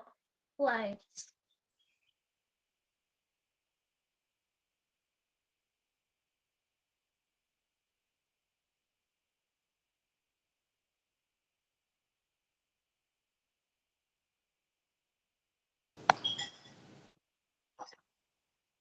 Hello, madam. I think you are making an important explanation, but just that we can't hear from you, especially I.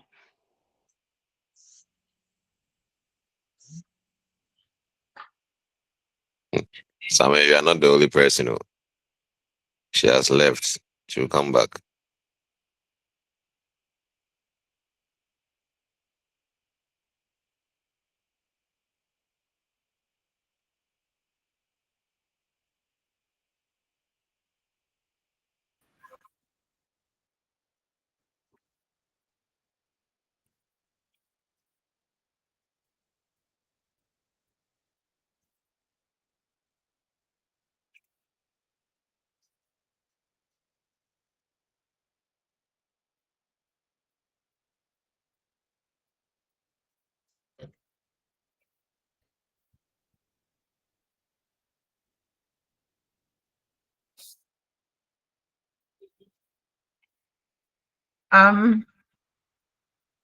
Please, at what point did I go off?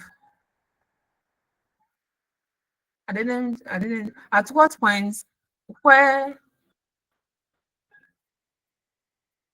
was it? Where did we get to before the cat came? So I'll start from there. Can you hear me, please? Historical, Yes, madam. historical, The previous slide. The previous, semantics. this one. Yes. Okay.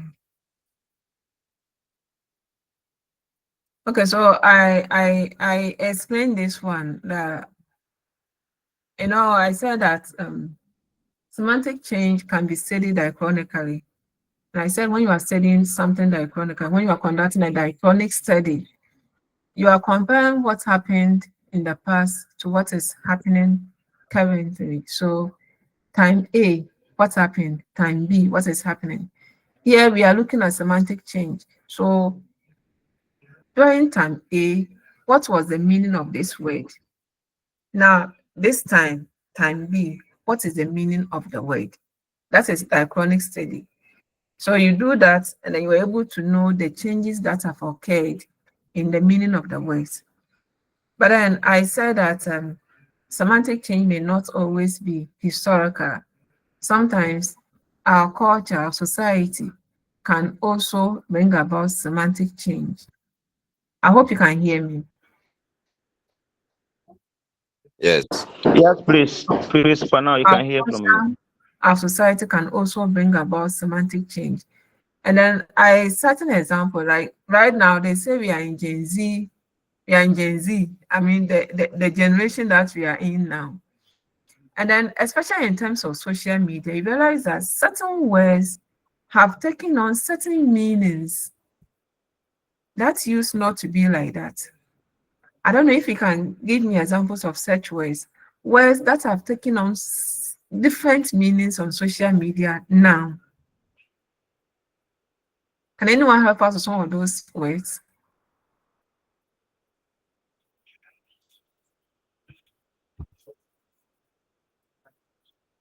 Mhm. Any example? Hello, madam. Yes, Hello, madam. boss. Please let me cite an example and see if I'm correct. All For right. now, this is Dumso Hmm. is now Well, recognized. okay, so Dumso is a neologism. It's a new word that has come to join the system. Okay, but I'm talking about words that were already, or yes, that were already in existence, or that are already in existence. But then social media has given those words different meanings. Do you get me? Dumso is a new word that has come to join the system. We refer to them so as a neologism. It's a new word that has been coined to join the system. But here I'm looking at semantic change. We are looking at words that are already in existence, and then their meanings change, probably because of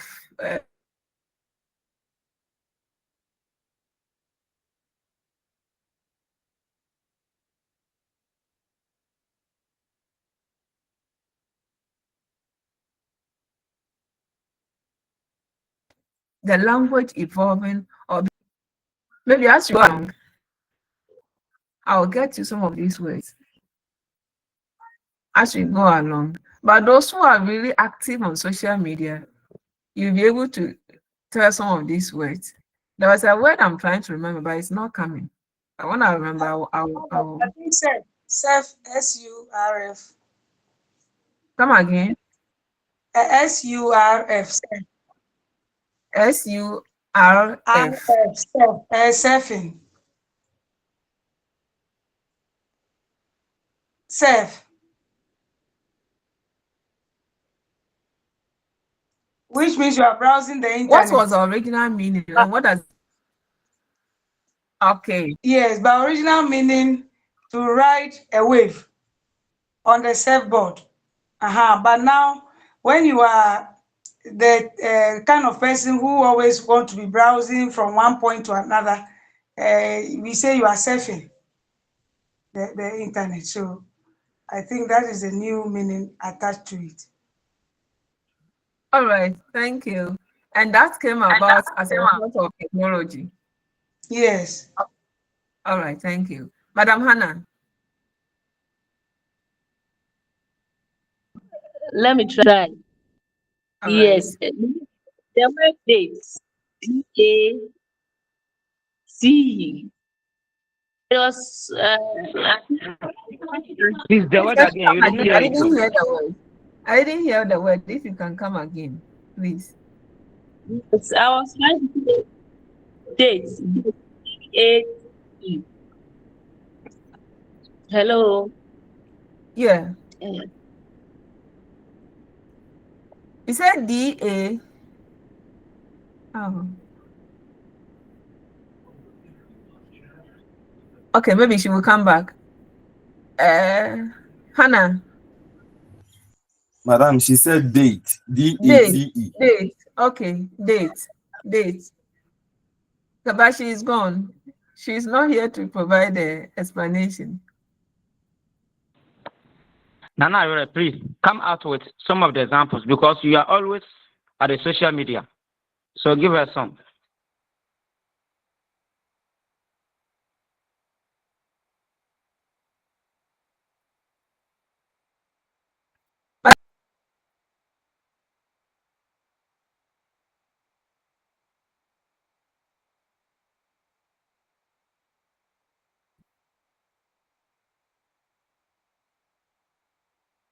Madam, please. Okay, but Madam, has okay, date.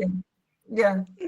Madam, please, concerning the date, I don't know, but, were our forefathers not dating in the past, or maybe she has a different meaning of the date? Yes, that's why I was asking for the difference. Okay, then we'll wait for her. So maybe we go when she comes, then we come back. So some of these words have taken on different meanings because of changes in society, changes in our culture, or whatever. They also constitute semantic change. But for this course now, our focus will be on the historical change. Okay, the historical study of meaning change. That will be the focus of our study now. And so, it's a hand up. It's a hand up. Okay, Please, Stella. Stella. Okay. Yeah, the name gay, Gay. Okay. Gay. Okay. Previously, it was used as carefree or brightly. but now it is referred to as the LGBTQ plus plus plus. So it was Good. previously used. Thank you, madam. Good. Thank you. Good. And so that one can also more or less societal, or I don't know whether I should say culture, but this one is more or less societal change that has given that word a different meaning. Okay, so these are what we refer to as semantic change. Can I see your hand up again? Benjamin, your hand is up. Yes, madam. Okay. Yeah, I will also talk about ghost, the word ghost. So I think previously we know ghost as in salmon. Okay. But we now go to the social media. When we say ghost or we have ghosted me in that way, then we are referring to you suddenly cease all forms of communication with somebody. That is the word. Yes. We can also talk of unfriend, unfollow. Yes. At the media space, when you unfriend or unfollow somebody, then it means that okay, you were in a way removing that person from being your friend or from your followers list. All That's right. what the ghost and then unfollow and then unfriend. Thank you. Okay, thank you. So is it that all these new meanings, the words were there already, they were already existing, they were part of our lexicon, but this one is more or less societal change or technological advancements has given the word different, or has given the words different meanings. The hand that is up, I see Nat, I see Hannah. Nat.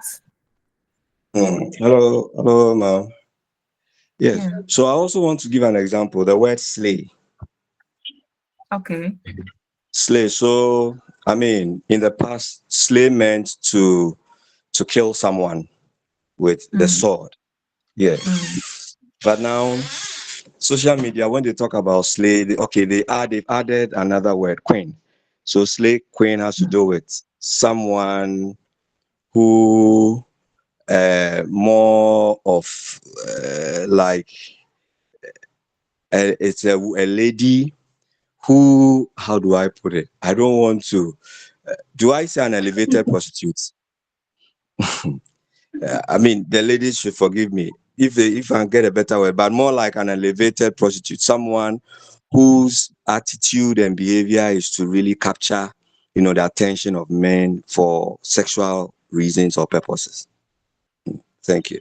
All right. All right, thank you. So if you want to go on, we can go on and on and on. So the others with the other examples, please hold on to them. We'll come back to them, especially when we get to the point where we'll be looking at types of semantic change. I will need this example, so hold on to them for now, and let's come back to you. Madam, please, Yeah. for me, I wanted to ask a question concerning the one who gave the example that I was asking about. She came back and said it was not date, but a particular word. I didn't hear her clearly, and I didn't also hear her explanation. So if she could repeat herself. Yes. Oh, I was still dating, DACING. Yes, formerly our predecessors were using the word courtship instead of dating. So that was what I'm trying to say. My next thing. Oh, okay. Anyway, all right. I've heard you. Thank you. Welcome. Okay. So like as I was saying that two aspects of semantic change can be realized, or it can be studied from two perspectives: the systemic semantic change, and then the lexical semantic change. Each of them.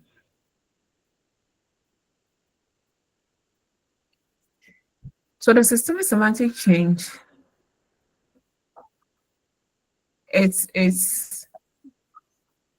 involves not just individual words, but words or the group of words or a group of words that belong to a certain lexical field. Okay, so when you are talking about systemic semantic change, we are looking at the change that occurs when several related words that share meaning connections need to change because a word belonging to their group has changed its meaning. So let me take technology for example.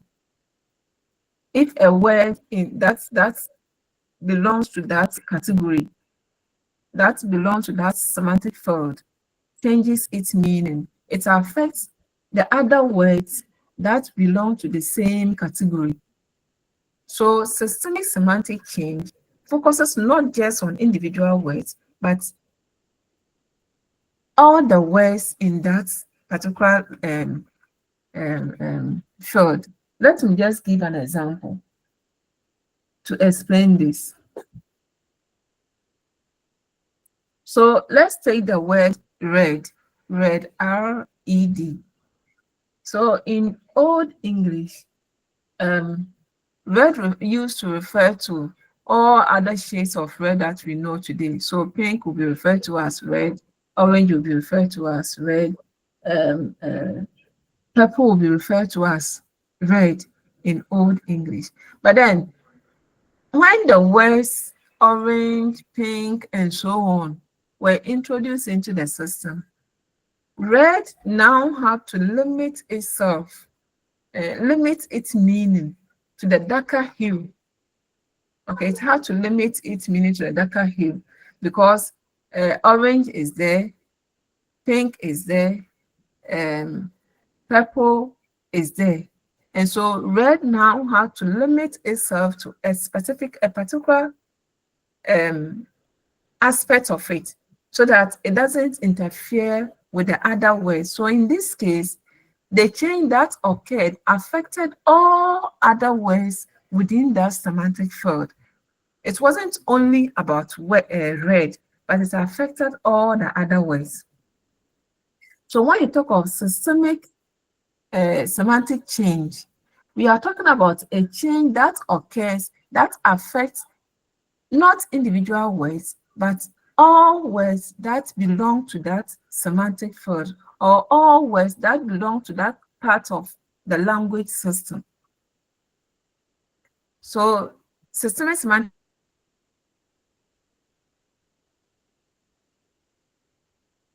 change goes beyond individual words.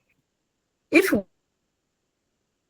it belongs to a certain group, all the meaning of the words in that group will also change in a certain way because word A, which is a member of their group, has changed or the meaning has changed.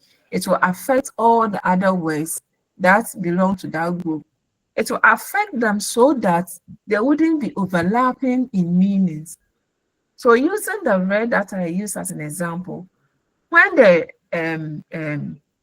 other colors were introduced, when we had pink, we had orange, we had indigo, and so on. Now, red cannot maintain its original meaning to cover all these other shades of red. It cannot continue to maintain that original meaning because if it continues to maintain that original meaning, there will be overlapping in meanings. If we say pink is red, then what will be referred to as pink? And so red now had to limit its meaning to just the darker hue so that it doesn't conflict or it doesn't overlap with the other meanings that are now in existence. So in this case, the meaning of red changed and it affected all the other words within the category of color. So systemic semantic change occurs when the change in meaning of a word affects all other words within the word's environment. That is a systemic semantic change. Then that is contrasted with contrasted with lexical it is constructed with lexical semantic change. The systemic semantic change is contrasted with lexical semantic change. Whereas systemic semantic change, when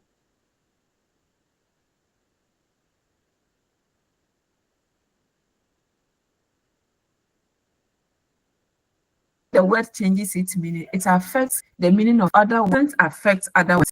The meaning change occurs at the word level, just the individual word. Other words are not affected.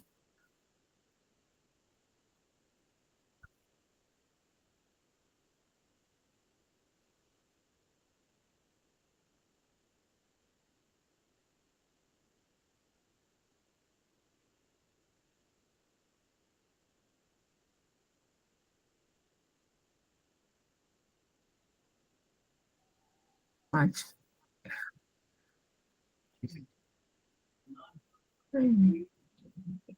Please, did you hear what I said? No. No, madam.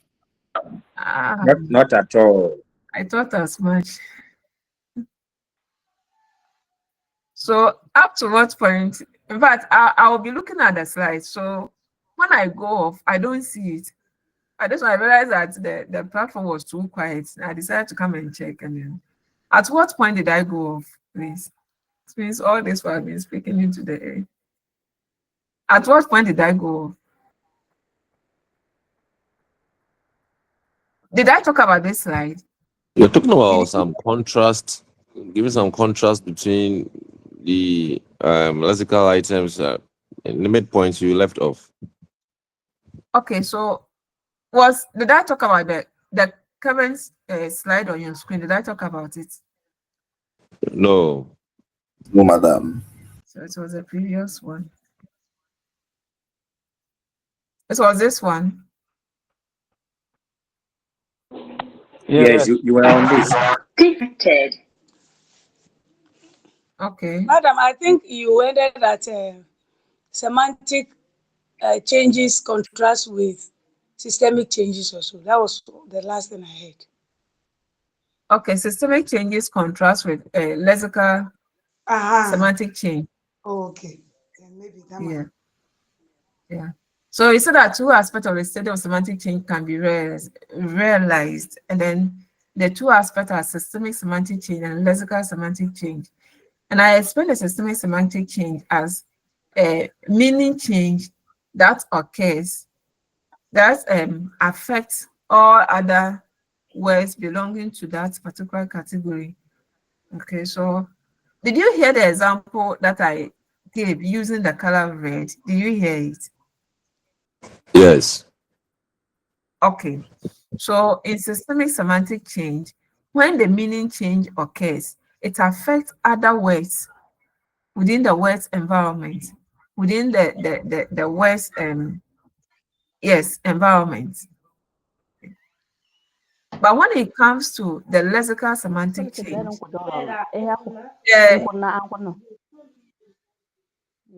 the meaning change affects individual words.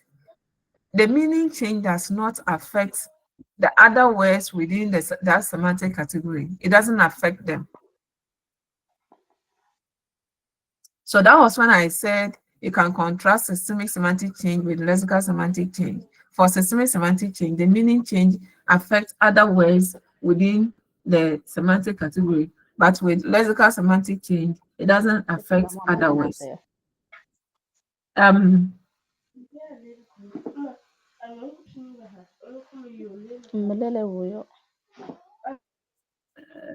see to please. Parliament. I see to. Okay.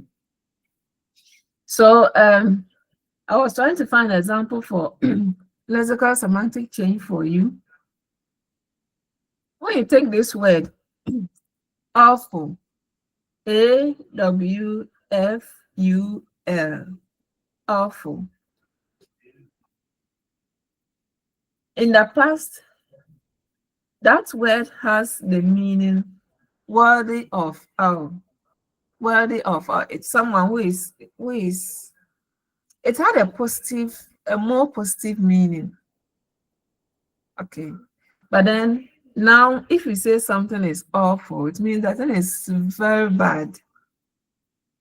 Now, when this meaning change occurred at that level, that word awful change its meaning. It didn't affect other words. You know, in the semantic category of awful, the semantic environment of awful, you can have other related words such as something like amazing, something like terrible, something like all those ones will come in that field. But then when awful changed its meaning, it didn't affect the other words in the environment. So that is lexical semantic change. It occurs when a word changes its meaning, but the meaning change has to do with only the word. It doesn't affect other words. But for systemic semantic change, when a word changes its meaning, it affects other words. Other words will also have to shift in their meaning so that there wouldn't be overlappings. So those are the two aspects of semantic change that we can talk about.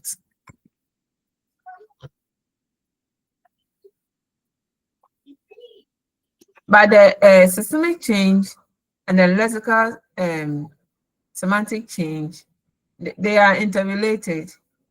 Okay, they are interrelated. They can occur simultaneously. It's just the focus that may bring in changes. But systemic semantic change and then lexical semantic change, the two of them may work hand in hand.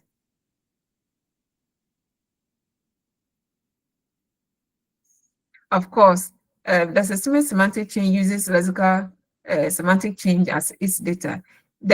Before the change will occur, before the systemic semantic change will occur, it will first occur at the lexical level. The word will first change its meaning before it will determine whether it will affect other words within its environment, in which case it becomes systemic semantic change. And so systemic semantic change and lexical semantic change are related. Before systemic semantic change occurred, lexical semantic change would have occurred because the word will change its meaning before it will determine whether the other words within its environment will change, in which case systemic semantic change will occur, or it will not affect other words in its environment, in which case lexical semantic change will occur.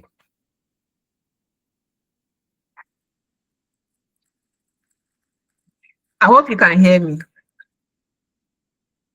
Yes, madam.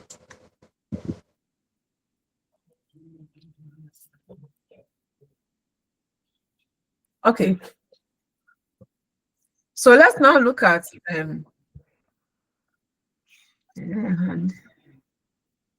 Ernestine. Hello, madam. Please, I would like to find out whether the lexical semantic change is class maintaining or class changing, or it can be both. It can be both depending on which word you are dealing with. Okay. It depends on which word you are dealing with. All right. All right.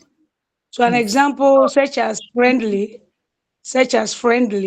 which in the past used to be an adverb, but now is no longer an adverb, can fall under that. Can it fall under it? Friendly. In the past, friendly, they used to write yours friendly because adverbs are used after yours. So yours friendly long ago used to be an adverb, but it is now strictly an adjective. So we don't say yours friendly anymore. So can we say that the friendly has undergone a lexical semantic change? Once the meaning there has been a change in meaning. Once there has been a change in meaning, yes, it has undergone a lexical semantic change. But if that change did not affect other related words, then that change will not be systemic. If it affected other related words, then that will be lexical. But then in this case, since the meaning has changed from being, but does it not imply the same thing? No, you see, I can say that they are friendly in nature, which is an adjective. An adjective. But in the past, I could say that they were working friendly, which was an adverb. But now it is not an adverb; it's strictly an adjective. That is why we do not accept yours friendly again, because we only use adverbs with yours. They move together. And so now, if you want to use the adverbial form of friendly, then you have to add Lily. That is why I'm asking whether the word friendly, not Am I the one being. who is gone, or she? Yeah, yeah. And then she's the one who is gone. Oh, you couldn't hear me. Yes, we couldn't hear you. Oh, sorry. Please, I'm saying that if a word had a particular class, maybe the word was a noun, as in the case of friendly, in the past, it could be used as an adverb. But currently in modern English, friendly is no more an adverb, but an adjective. So my question is it under lexical semantic change, or which change are we going to put it under? Okay, so I get you now. So once there has been a meaning change, and the meaning change has not affected other words related to it, then it will be lexical. Oh, okay, all right, okay. So conclusively, lexical changes can be class maintaining or class changing. Yes, depending on the context. Okay. Or depending on which words we are dealing with. All right. All right. Thank you. You're welcome. Okay. So I've been talking about semantic change. What will make a word change its meaning? What will make a word extinct? What will make a word add on additional meanings, or add on concepts to what it originally referred to? So we are looking at factors that influence semantic change. What can cause a word to change its meaning, to limit its meaning, to expand its meaning, and so on. So the first one we want to look at is cultural or linguistic diversity. That is the first factor that affects semantic change. So you know, the whole culture is dynamic. Culture changes. People change. People's ideas change. People's ideology change. Now, as these changes occur, they bring about differences in our culture, in the way we use words, in the way we behave in so many ways. So when there's a change in culture, or when one word moves from one culture to another, its meaning may also change in order to reflect the new culture. Okay. Its meaning may also change in order to reflect the new culture, or in order to reflect the new ideology that has been developed, in order to reflect the new ideas people are coming out with.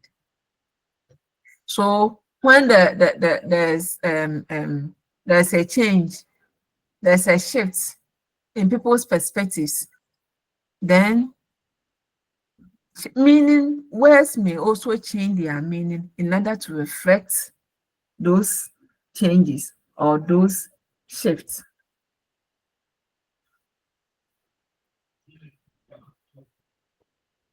Okay.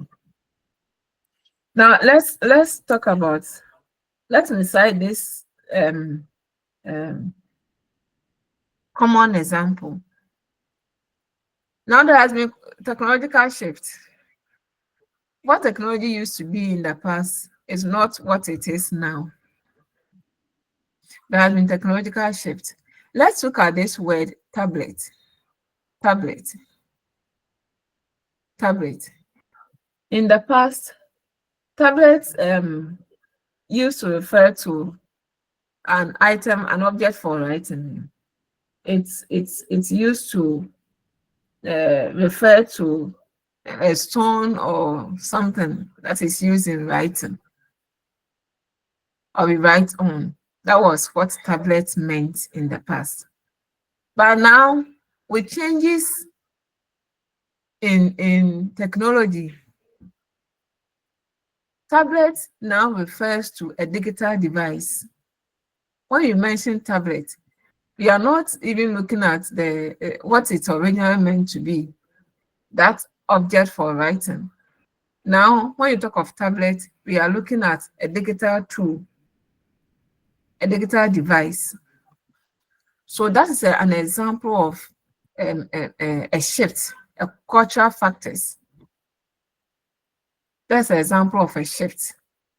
We have moved from that culture to now the technological world, where so many words are changing their meaning to take on or to reflect what is happening now. Look at the word even mouse, even the word mouse. I think previously mouse, even though it's still there, the two of them exist side by side. Mouse was known to be the rodent. But now, when there was a shift in technology, then the word mouse took on additional meaning to refer to that device, that technological device.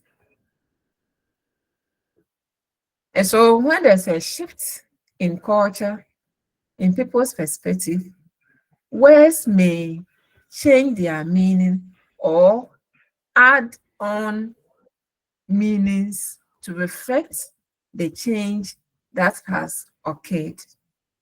So the first factor is cultural or linguistic diversity. Cultural factors or linguistic diversity.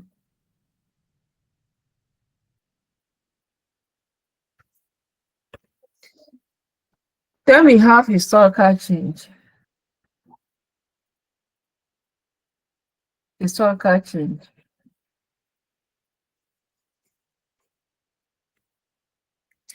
So, like I said earlier, language is dynamic. Language evolves. It develops, it evolves. It is dynamic. That's how come we have words that were used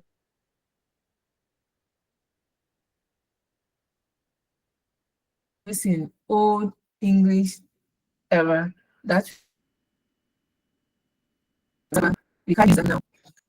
Because as history, as we move along, some words are likely to change their meaning. And so historical change can be a cause for or of semantic change. For example, look at this word. The word meat, M-E-A-T, meat. In the past, meat used to refer to any food, food, something that you eat, food in general. But then as society, as changes occur, historically as changes occur, meat has now limited it has now taken on specific meaning from that general meaning of food.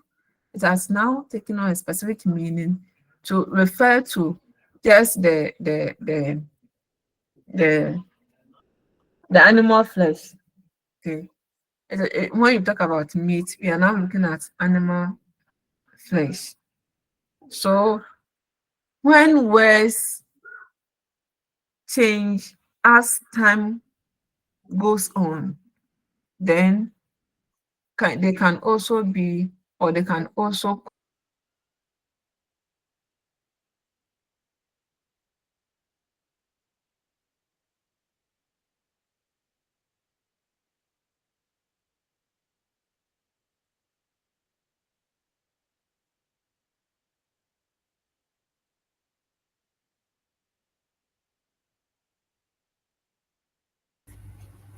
Madam, please, you are off. cause semantic change. Some words, and as the other people buy in to those meanings, that meaning come to be established, and that also results in semantic change. There are some personalities, some media personalities, some personalities in the music industry, in the movie industry, in the creative industry, let's put it in that way. They have tried to give certain meaning to certain words. They have given different meanings to words that are existing. And these meanings that they have given have come to add up to the system. Shakespeare is known to have created a lot of words, or he is known to have given different meanings to a lot of words in his writings that have come to add up to what we know now. So people in the creative industry or people in the literary world, they can also change meaning or give additional meanings to words that exist, and they will also come to add to what we know already. And so semantic change can also be caused by influence of people.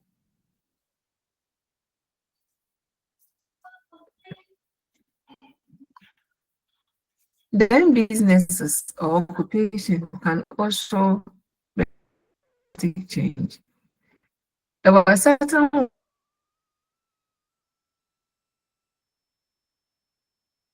words that were used, but then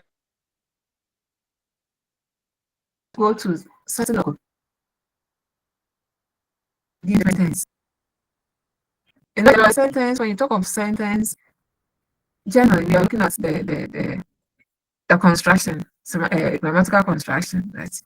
But then when you go to the law court and you talk about sentence, they will not be looking at the grammatical construction.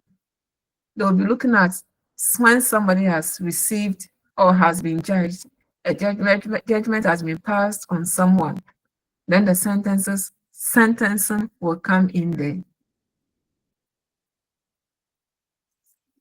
So the word sentence is given a different meaning when it comes to law courts. Look at the case, also in business. So the sentence will go for case. Used to mean a container. I'm sure before, case used to be referred to a case. But now, let's still go to the law courts or medicine. When you say case, they are not looking at the container any longer. They are looking at an instance under consideration. Today we had a lot of cases at the agency referring to container, but they are looking at the issues, the instances they had on hand. A lawyer will tell you this is a fine case. They are not referring to the container, but they are looking at the issue at hand. So the word case will also take on different meaning because of the anything.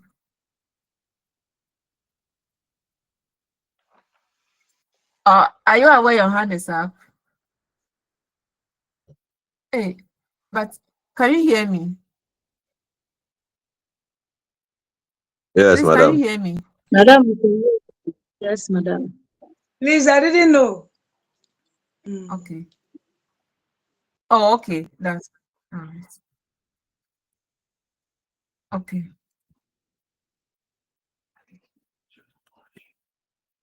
Okay, so we talked about 4 factors that influence semantic change: cultural factors, historical change, influence of personality, and then business or occupation. Before semantic change occurs, certain processes will have to occur. Of course, a word cannot, we can't just, a word cannot just change its meaning overnight. Certain processes will have to occur before semantic change can fully occur. And so the historical study of language passes through 3 stages. You are studying semantic change. You have to go through 3 stages before you can arrive at your final conclusion that semantic change has occurred. So the first stage, we call it the observation stage. The second stage is the description, and then the third explanation stage. When you go through observation, description, explanation stages, then you can conclude that semantic change has occurred. So what is done at the observation stage? So at the observation stage, the linguist who is studying the semantic change will first of all observe and collect data. The person will collect data on how the particular word was used some time ago and how it is being used now. That is the observation stage. The person will study how the language, let's say we are using a particular word. Let's say we are using I want to study that, and I want to see the semantic in using the word meat. So for go back in to look at how the word meat was in, the meaning that was given to it back, and then I will collect data now to look at the meaning that is given to it now. So that is what is done at the observation stage. Okay. So now at the observation stage, I've seen that in the past, meat referred to food in general. Now, presently, meat refers to a specific aspect of food. That's a animal flesh. So that's the conclusion I've drawn at the observation stage. Now I have to move from the observation stage, go to the description stage. Now, after I've observed, I've done my observation, I've collected my data at the observation stage, then I'll have to come and answer the question, so what changes have occurred between time A and time B? Now, what changes have occurred?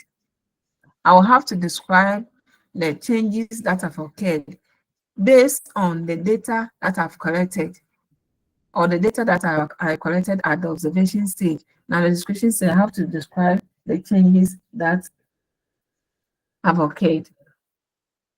So now, still using meat as an example, I will have to answer the question, what exactly has changed? So now in answering that question, I will now tell that, or I can now say that meat has shifted from a broad meaning to a specific meaning. That is the change that has occurred. That is specific change that has occurred. It has changed, meat has changed, or the meaning of meat has changed from a broad sense to a specific sense.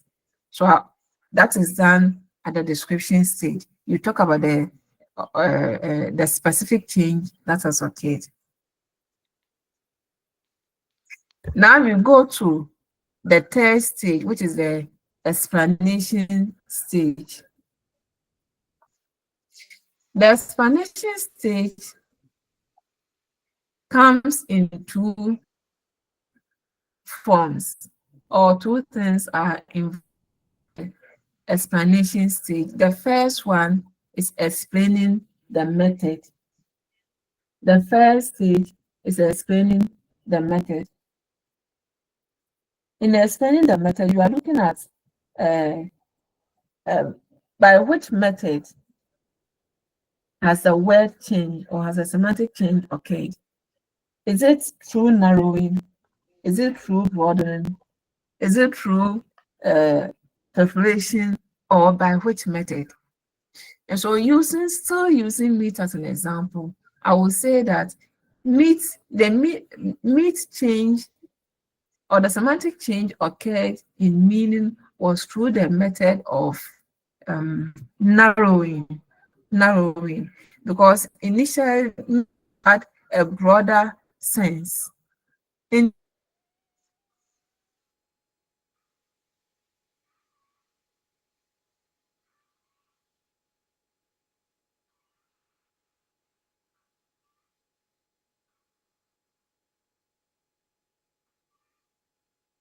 food, but then it's the meaning want to explain the cause of that change. The cause of that change. That's the second understand at the explanation stage. Now I've seen that yes, a change has occurred. I've observed some changes at the observation stage. At the description stage, I've described the exact change that has occurred. At the explanation stage, in the first part, I've been able to name the method that was used, or the method that was involved in that change. Now, after I've been able to identify the method that was involved, I now have to explain what caused that change. Please, can you hear me?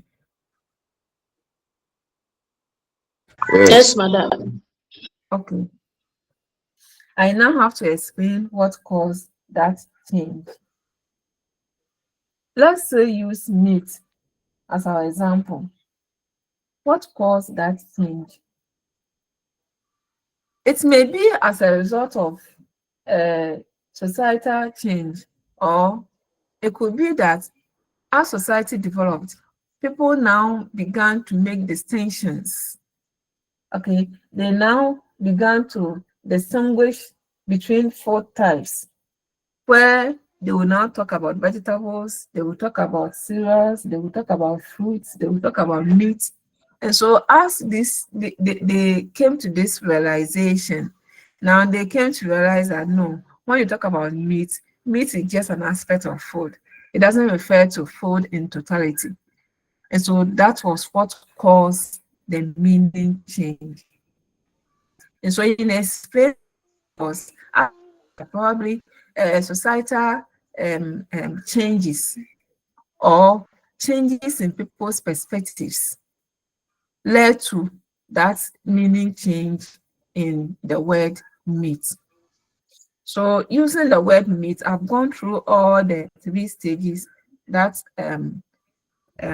people who study semantic change go through: the observation stage, the description stage, and the explanation stage.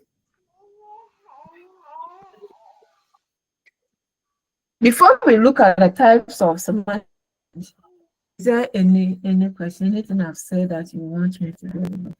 Anything you didn't understand? Before I move on to look at the types of semantic change.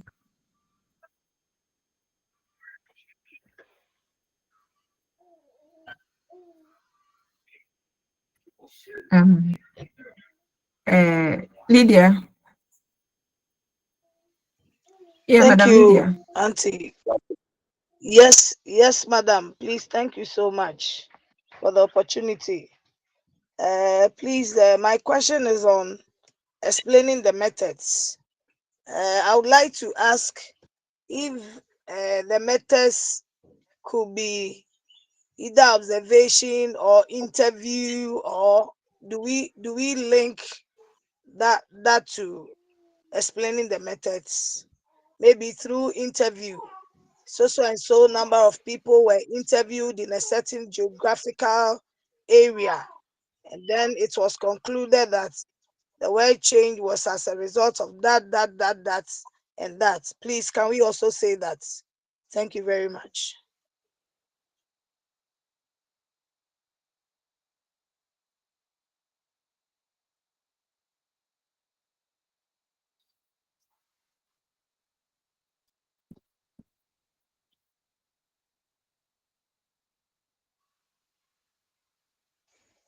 Please, Hello.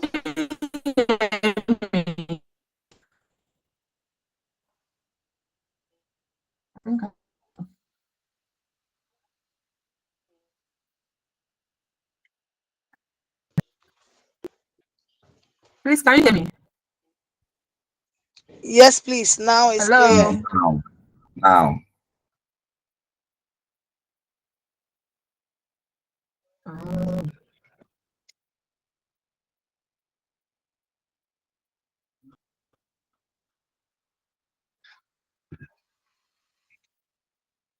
I guess I can be heard now. yes, madam. Yes, madam. Okay. So I think the method, the kind of change that occurred, I mentioned one or two. I didn't go into details because we'll be looking at it very soon. But we are not talking about the interview and those ones. The interview and if anything at all, those ones probably would have been done at observation stage. But the methods here, we are looking at like I mentioned, whether the change that occurred was as a result of narrowing or, but I didn't go into details because that's what we'll be looking at pretty soon. That's why I didn't go into details on that. We are not talking about the interview and those ones. Yes, madam. Thank you very much. All right.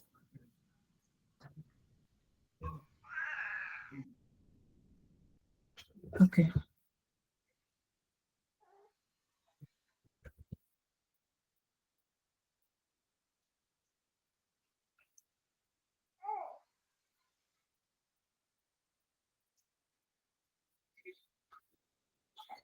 So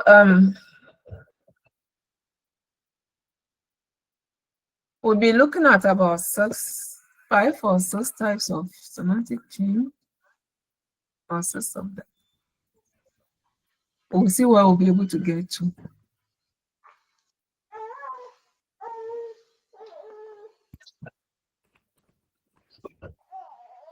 So we want to look at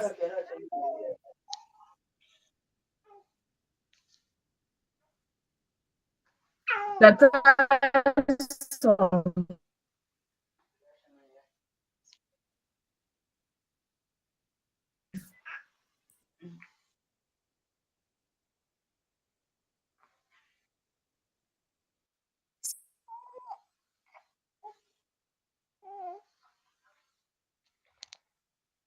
semantic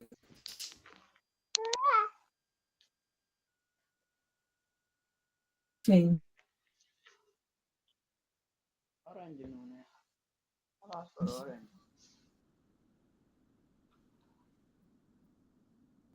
So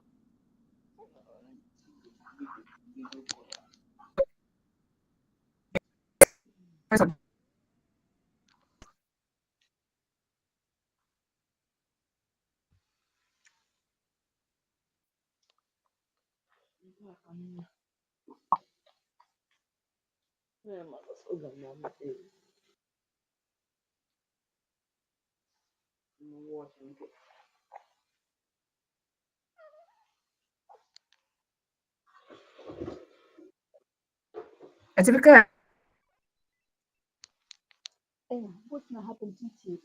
example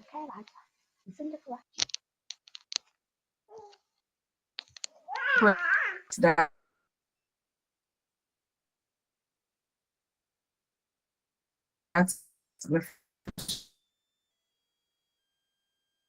Madam, your line is breaking. We can't hear.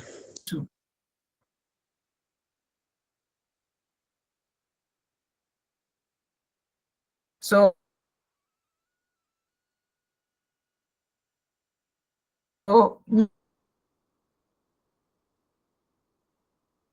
general, please can you sorry.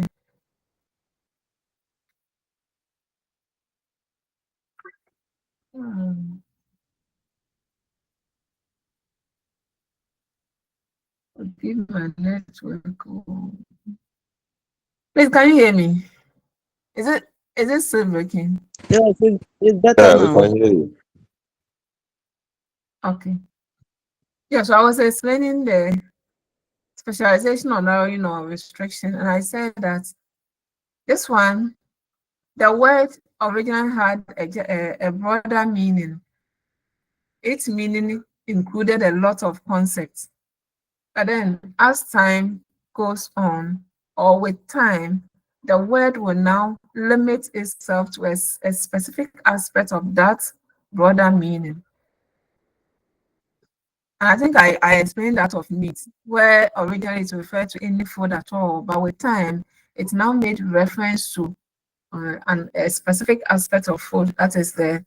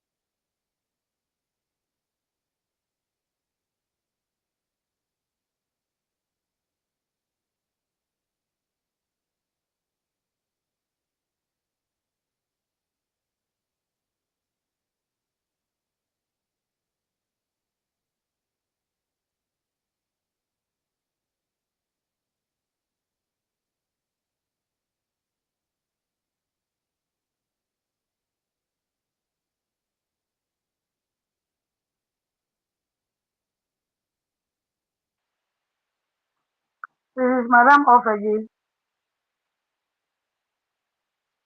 Yes. Ah,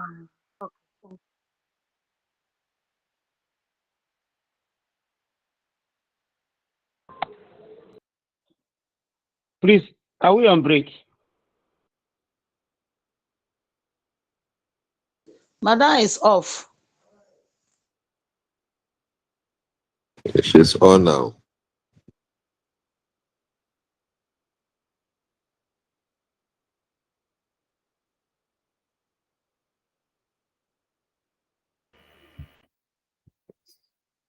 sorry, forgive my network is misbehaving. I guess you can hear me.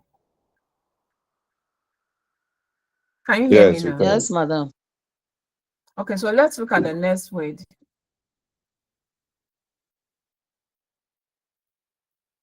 So that as well as the next type of semantic change. So the next type is the degeneration or federation or deterioration semantic change. And then this one occurs when a word that formerly had a positive meaning, a word that had a positive meaning in the past, now takes on negative meaning.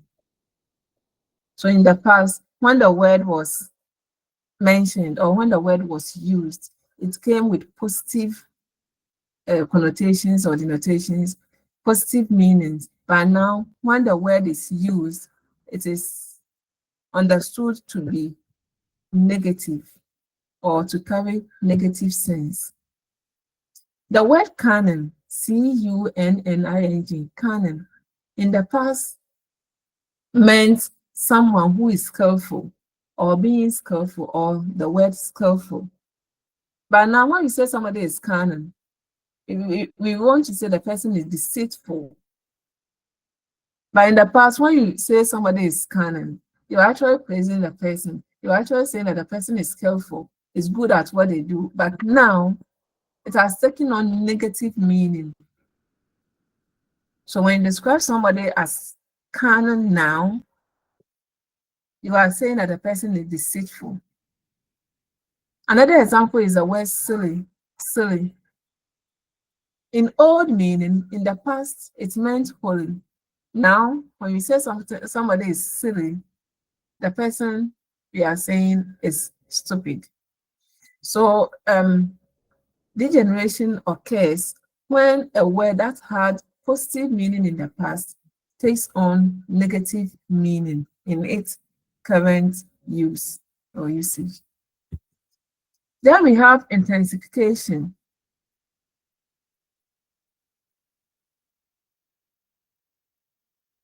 Intensification.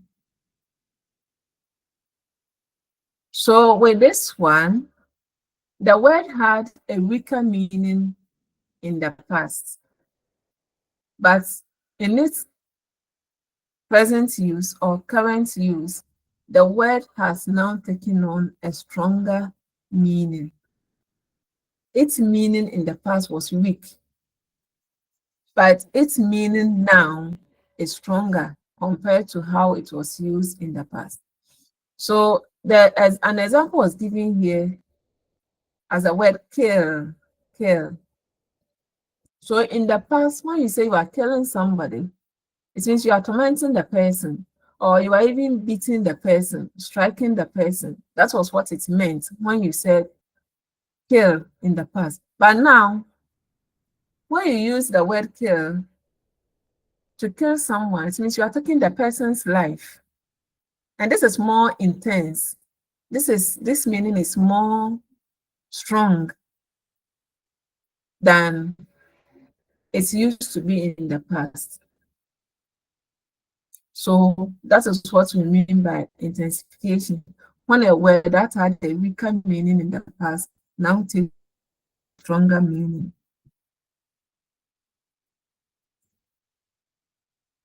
Weakening. The opposite of intensification. So in this instance, the word had a more intense meaning in the past. It had a stronger meaning in the past, but in its current use, the word's meaning has weakened. So weakening is the opposite of intensification. So the word presently in the past meant at once, then, or at once. But now, it doesn't really refer to at once. It doesn't refer, that sense of urgency that was attached to it in the past is no longer there. So now when you say presently, we are talking about after a little time or soon. It is no longer at once, urgent. So the meaning has weakened from its old usage compared to now. Then we have the word quell.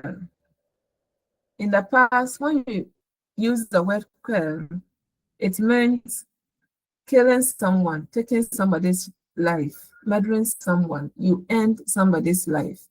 But now, when you use the word quell, you are not murdering someone, you are not taking somebody's life, but you are just suppressing the person. Probably you don't want the person to be heard. Probably you don't want the person to talk, or you don't want the person to be seen. You suppress the person. It is quite different from taking the person's life. So the meaning, the stronger meaning it had in the past has now weakened. So that's the weakening as a type of semantic change. Then we have broadening or extension. So broadening can also be contrasted with narrowing. The first one that we saw, where we said a word had a broader meaning in the past, and now it takes on a specific meaning. Broadening is the opposite of narrowing. So with broadening, the word had a narrower meaning in the past, but then it takes on more general meaning in its current use. So in the past, acrobat used to refer to one who walks tiptoe. So it's only that person that was referred to as an acrobat or acrobat. But now, when we talk of acrobat, we are not just looking at someone who walks tiptoe, but you are looking at anyone who engages in any artistic bodily movement. Whether the person is walking tiptoe, the person is walking with a head or whatever, the person is still referred to as acrobat. So here, the meaning has broadened to cover other concepts or other notions. Then we have athletes. In the past, it refers to someone who contests for this one. I think someone who contests for a prize. Someone who contests for a prize. But now, when you talk about athletes, we are referring to all field contestants. So in talking about broadening, we are looking at a word that had a specific meaning in the past, but then it takes on a more general meaning, broader meaning.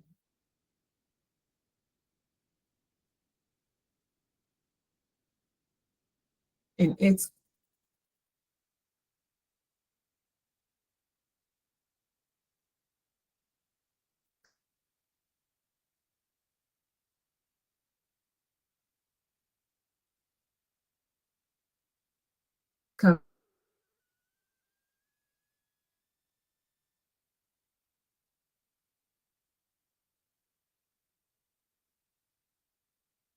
current use. That is, at present, the meaning has become more favorable, or it has gained more positive meaning.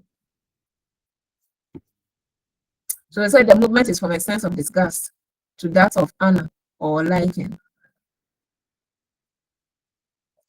So in the past, when you say admire, it means you are wondering at someone, not in the positive sense. You are wondering at someone, not in the positive sense. But then now, when you say you admire, you know what it means. You regard someone with approval. And then annoying.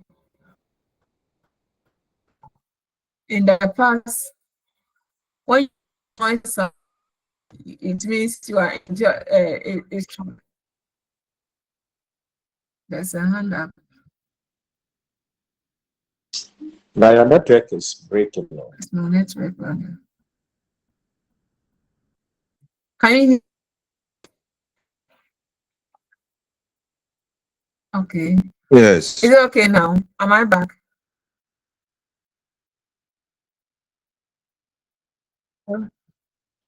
Okay. We'll be finished soon. The network is just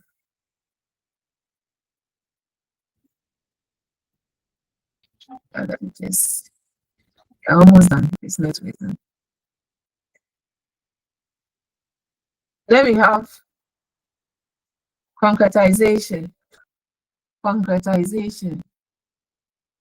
So a word is now made more concrete than it used to be.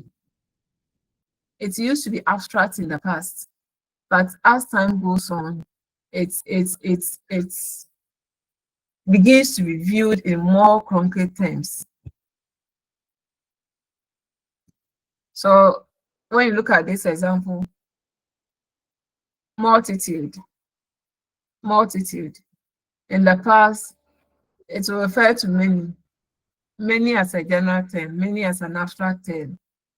But then now, when you talk of multitude, we are specifically referring to a crowd, not just the concept of many, but we are not just the abstract concept of many, but we have crowd in mind. We are referring to a crowd. Congregation, in the past, it's referred to the abstract idea of working together, meeting together.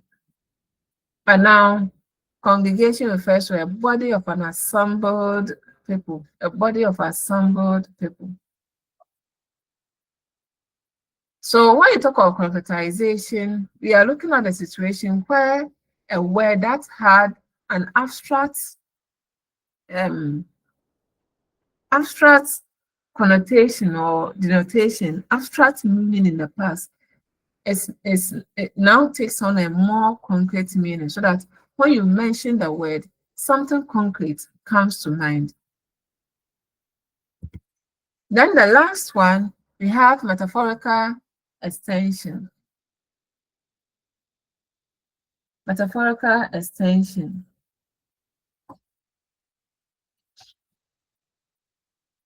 So here you see that it's when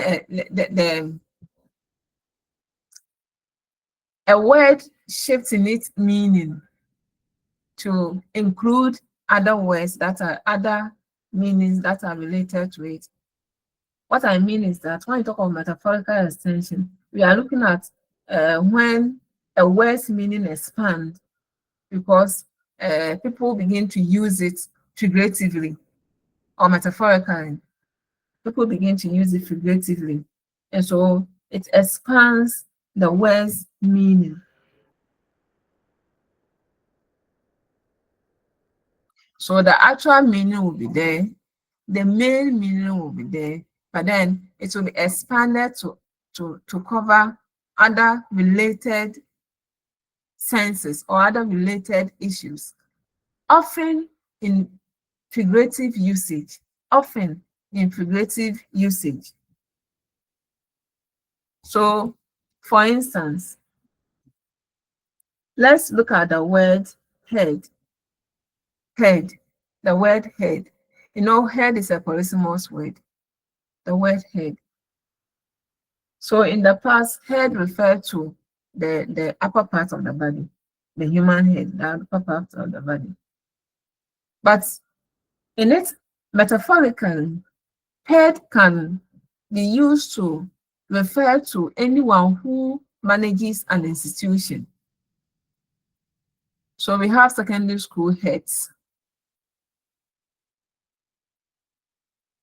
The secondary school heads are the ones who are figuratively seen as the head of the body of the secondary school. They are the ones who are the helm of affairs of secondary school. They are the ones that form the upper part of the secondary school. And so that's metaphorical extension of the head of the human being or the human body, leading the whole of the other parts of the human body has been extended to refer to other concepts, in which case a part or a portion of it can also be seen to be leading the rest of it. So when we extend the meaning of a word, mostly figuratively, to cover other concepts, then we are looking at metaphorical extension. When you take the tree, the length of a tree in Old English, and when you say branch, branch, B-R-A-N-C-H, branch. In Old English, we'll be looking at those limbs of a tree. But then that meaning has been metaphorically extended now to include divisions of an organization. So UCC can have its branch in Tamale. It can have its branch in Accra. Unilever maybe in Accra, but it will have its branch in Takwari. It will have its branch in Kumasi. It is that sense of the limbs on a tree. The main tree is there and it has its limbs. So in that metaphorical sense, the main company is there, the main organization is there, but it has been extended to other parts. So when the meaning of a word is extended in that figurative sense to cover other concepts, looking at metaphorical extension, that's one to cause semantic change. So far we've considered about 7 types of semantic change. And there are more here that you can read on later on. Okay, so in this part of the lesson, we started by looking at semantic change. And then we said that semantic change occurs when a word changes its meaning over time. And then we saw that in studying semantic change, linguists go through this.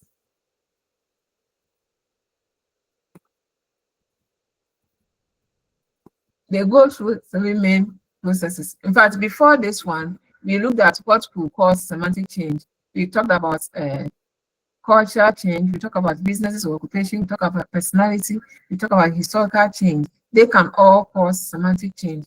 Then we went on to look at the processes that linguists or semanticists who study semantic change go through.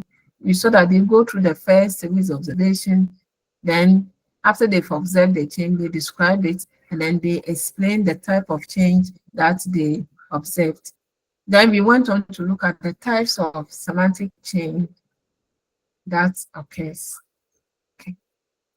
Any question before we close for today?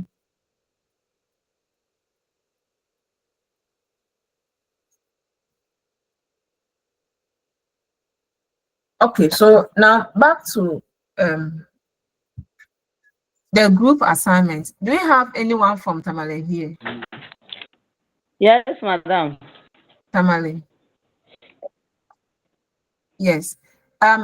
Please, have you been able to form your group? Madam, we are not aware of it yet.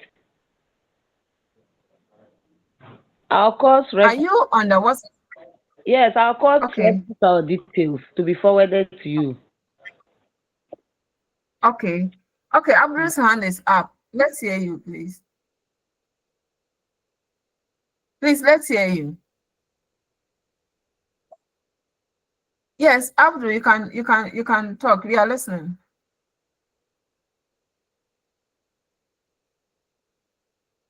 Oh, am I gone? Can you hear me? Yes, madam. Yeah. Oh, okay. So it's rather Abdul who cannot hear. Please, your hand is up. We are listening to you. Yeah, Madam Agnes, did you say Hello? your coursework is comparing? Hello? Yes. Hmm. Yeah, we can. Hello? Yeah, we can hear you. Yes, please. Let's go on. We can hear you. Abdul, go on. We can hear you. Hello?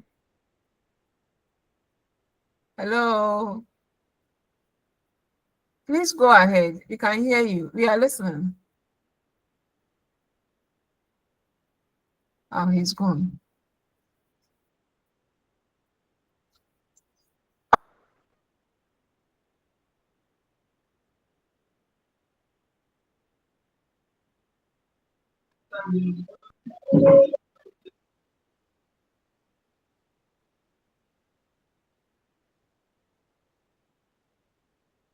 Okay. Madam Agnes. Yes, madam. Okay. So you are. How many are you? We are 18. 18. Wow. Yes, madam. And I just gave you one group.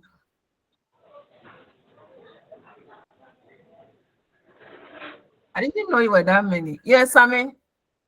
Yeah, please, madam. I want to ask, on which platform are you going to put a slides on it so that you also download it? On which platform am I going to put slides?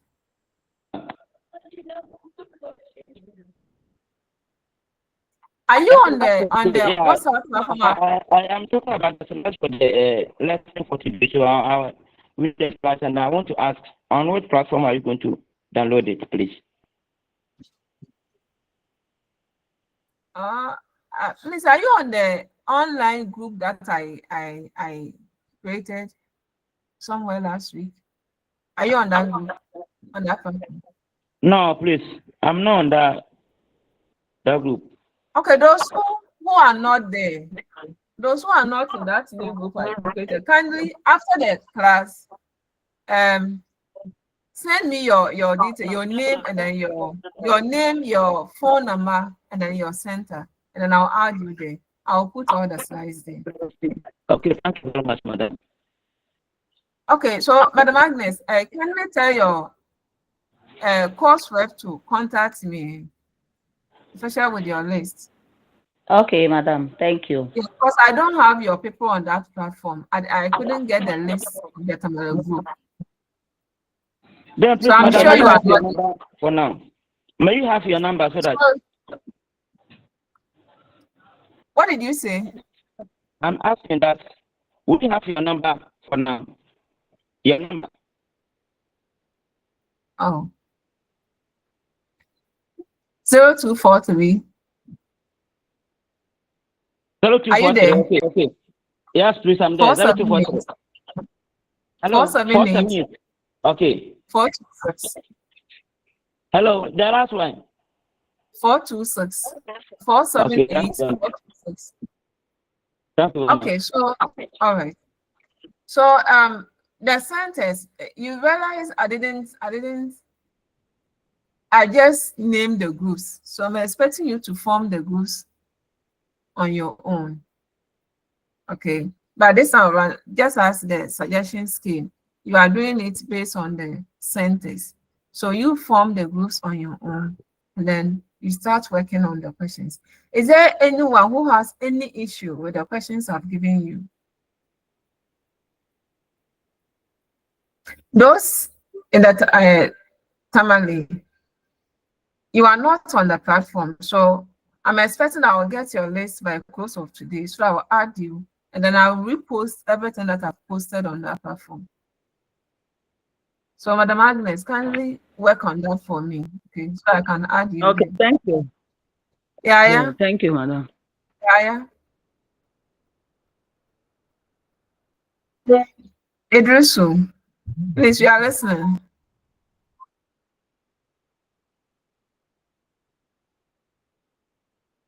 Yeah, okay. Mercy.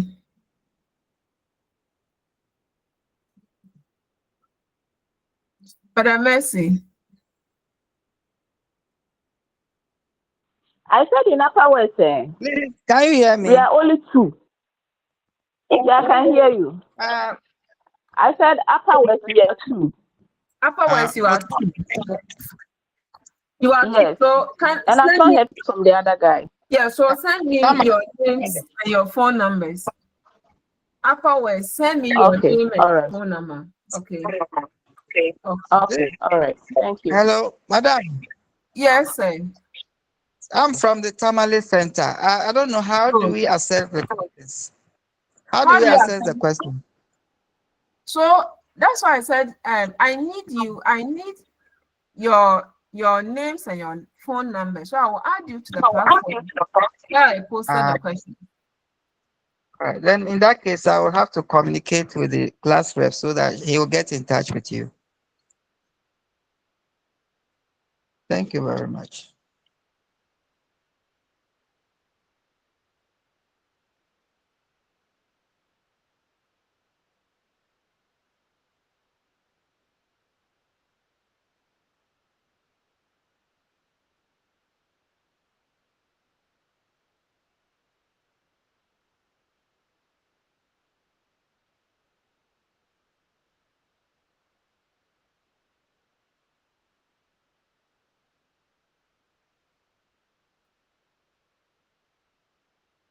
Yes.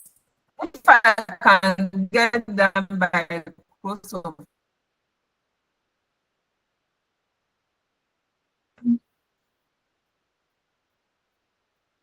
Okay.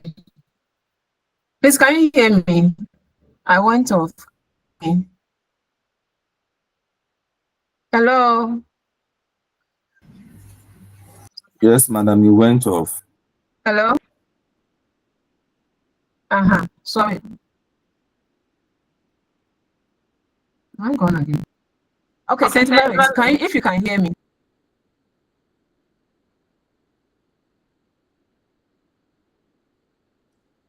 Please, are there any other questions? Any issues you want me to address? I don't know if you can hear me. Madam, we can hear you. Hello, madam, please. Okay. Hello, madam, please. When are you meeting again? The next meeting will be next week, God willing. Or you want us to meet within the week? But the network here is very bad. But by next week, God willing, I'll be at a place where the network is better. So if you want us to meet within the week? We are okay with next week, Saturday. Okay, Purpose hand is up.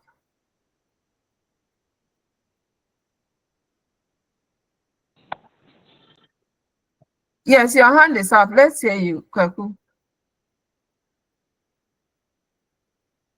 Okay, Sammy. Hello, madam, please. I'm suggesting that, like we said, that the topics left are many. So I suggest that we should meet again within the week before next week. Thank you. Okay, so now we are left with lesson 8 and lesson 5. Yes, lesson 8 and 5. First meeting we did 1 and 2. Second meeting 3. The 4 we couldn't finish. We finished the 4 today. And then today I skipped 5 and looked at 6 and 7. So we are actually left with 5 and 8. So if I meet you again, then it means I'm going to take lesson 5, which I've given, either I take 5 or 8, which I have given to you as presentations. So what do we do? Will you want us Madam, next to... Saturday. Please, let's meet next week. Next Saturday will be fine, madam. Okay, because I mean, we are left with only 2. And when we're able to meet next Saturday, I think we are left with 2 weeks of meeting. Yes, this is the 3rd week. No. We are left. Yeah. Yeah, Mark. We are left with two meetings. We are left with no Is one. it No. one? Yes, only next week. Yes, madam. If you learn with only one meeting, so only one. Okay, then it means that if we are not able to finish the presentations, it will be what? So where I am now, my challenge is where I am now, the network is bad. I've been struggling. So if I tell you to let us meet within the week, and then that means that you will have to prepare.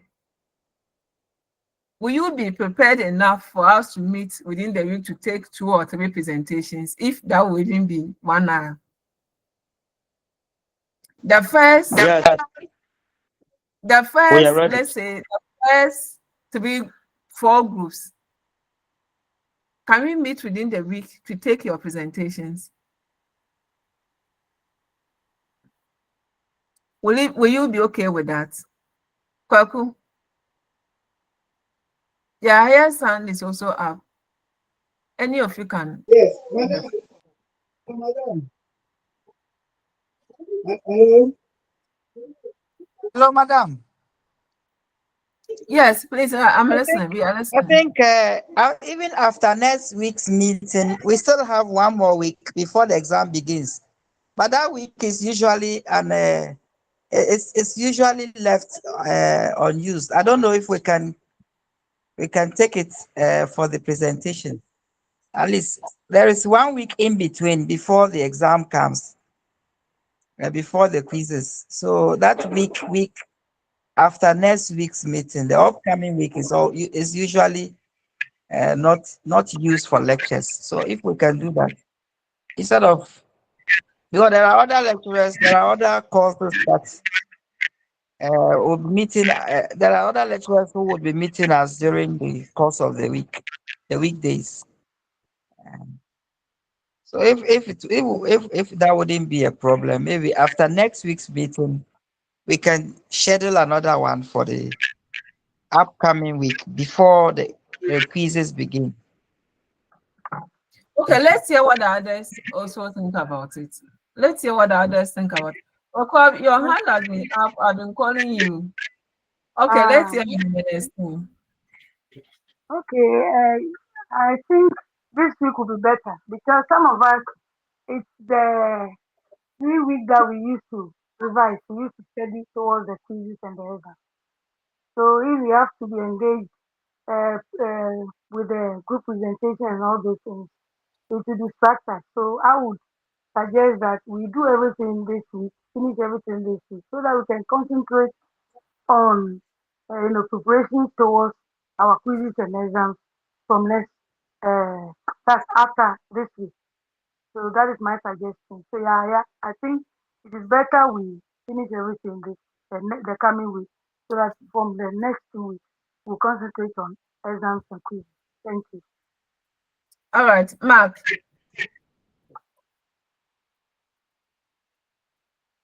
Mark. Madam, I think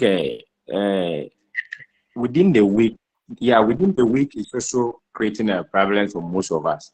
For Monday, we sat in the evening till last night.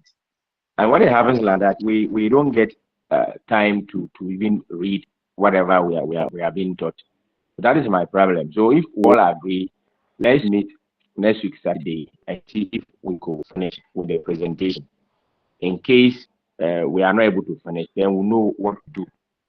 Just as I was suggesting, that 1 week we have in between the final lectures and the quizzes, we can still do something about it. Like you said, just an hour. An hour will not take much of our time.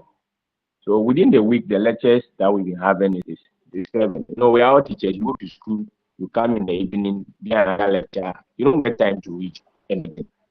That is my suggestion. All right, Janet.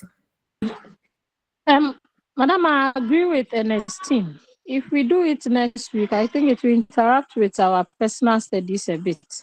So why don't we find a day within this week and then do the presentations? Then we can conclude on Saturday rather.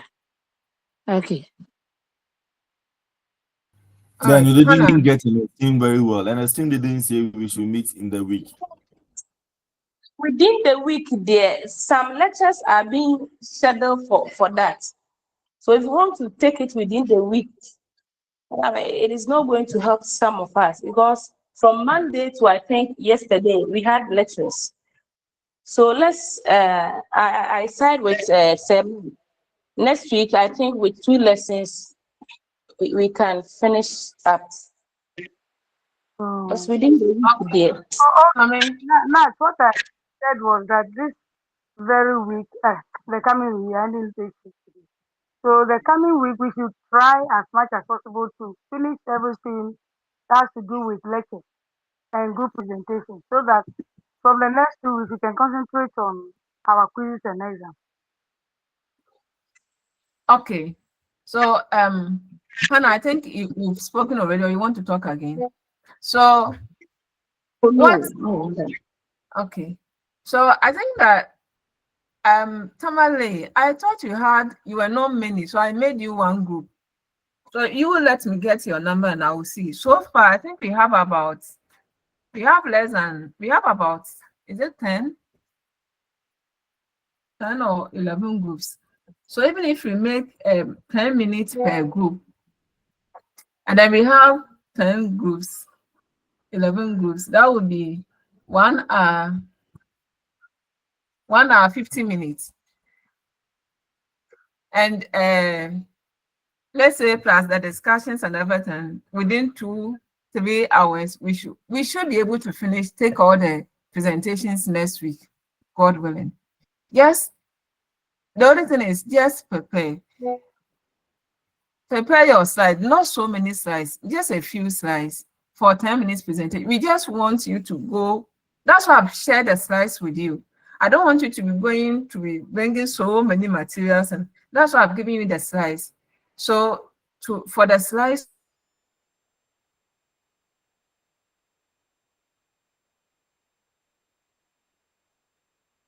to lead you or to guide you. So just look at the other references that were given. Consult those references, add them to what you have to the slides, and then just prepare something concise, straight to the point, something that you can present even in less than 10 minutes. If you're able to stick to the time, and we even have less than 10 minutes presentations, then we'll be able to take all the presentations next week, Saturday, and we'll even have some time left for other discussions. So if we can all work on that, then I think next week, Saturday, will be fine. We'll be able to finish everything, because I understand it when you say you are all teachers. And then the evenings you use it to do your other things, you're reading, some of you even prepare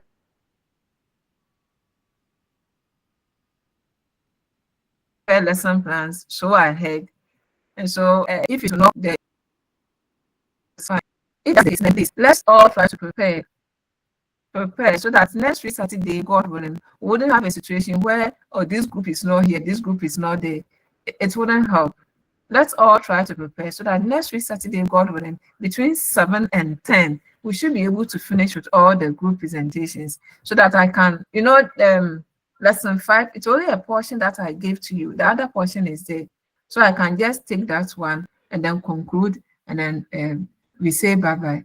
So please, let's all try to prepare, form the groups, work on the questions or the topics. Let the slides guide you, so that you don't bring in other irrelevant materials that will only come and waste your time and our hours as well. So as we do this next week, Saturday, and hopefully we'll finish with everything. Are we okay with that?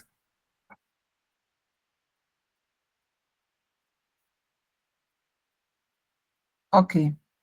Any other concerns? So Tamara, I'll be waiting to get your list. And then one madam from Upper West, you say you are 2. I'll be waiting for you to contact me. Contact me as soon as possible, so that I will add you to the group, and I'll repost everything that I've posted over there. After the lesson, I will post all the slides that I used over there. Are there any other issues? If there's no issue, any other issue? Okay, then I want to thank you so much for your time today. We'll meet next week, God willing. If there is any issue, to just put it on the platform, and I will respond to it. Thank you very much. Thank you, madam. Thank you too, madam. Thank you very much, Thank you Doc. very much, Doc. All right, and have a nice day. Okay, have a great weekend too. Bye-bye. Bye. Thank you. So let's take our seat.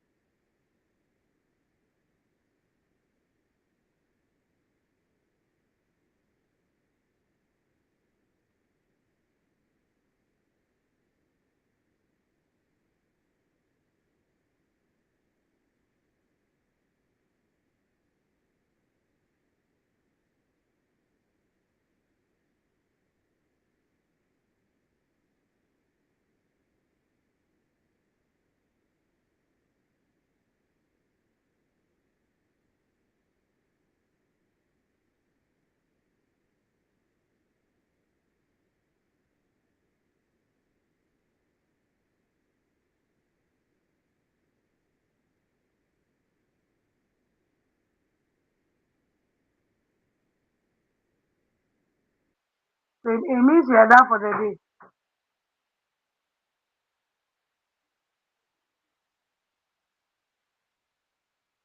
Hello. Hello, the lecture is over. So it means, but because literary criticism, it will be Monday and Tuesday. So which means today we are done. I think we have another one after this, though. Literary criticism. But the prof has rescheduled it. Okay. For him, he told us the other time that until Monday we shall meet again. That was what he said. Then it means no meeting now. That's why I want to confirm that. Okay. So that I know that I'm done for the day. If for anything, maybe I might hop from one center to another if I have time. Yes. But Prof, the end of my knowledge, we are scheduled for, I think, Monday and Tuesday. So the next lecture is supposed to start at 11:50. So when it's time, let's try and see if he's coming or not. Then we will be sure. Are we only two? It's only the two of us, Robert and Co. And now, I'm supposed to give information. Realize they are not talking. Me myself, I want the information, pa. all right, then. Okay, thank you. Okay. Then it's time. Oh, listen. Bye. Yo, bye.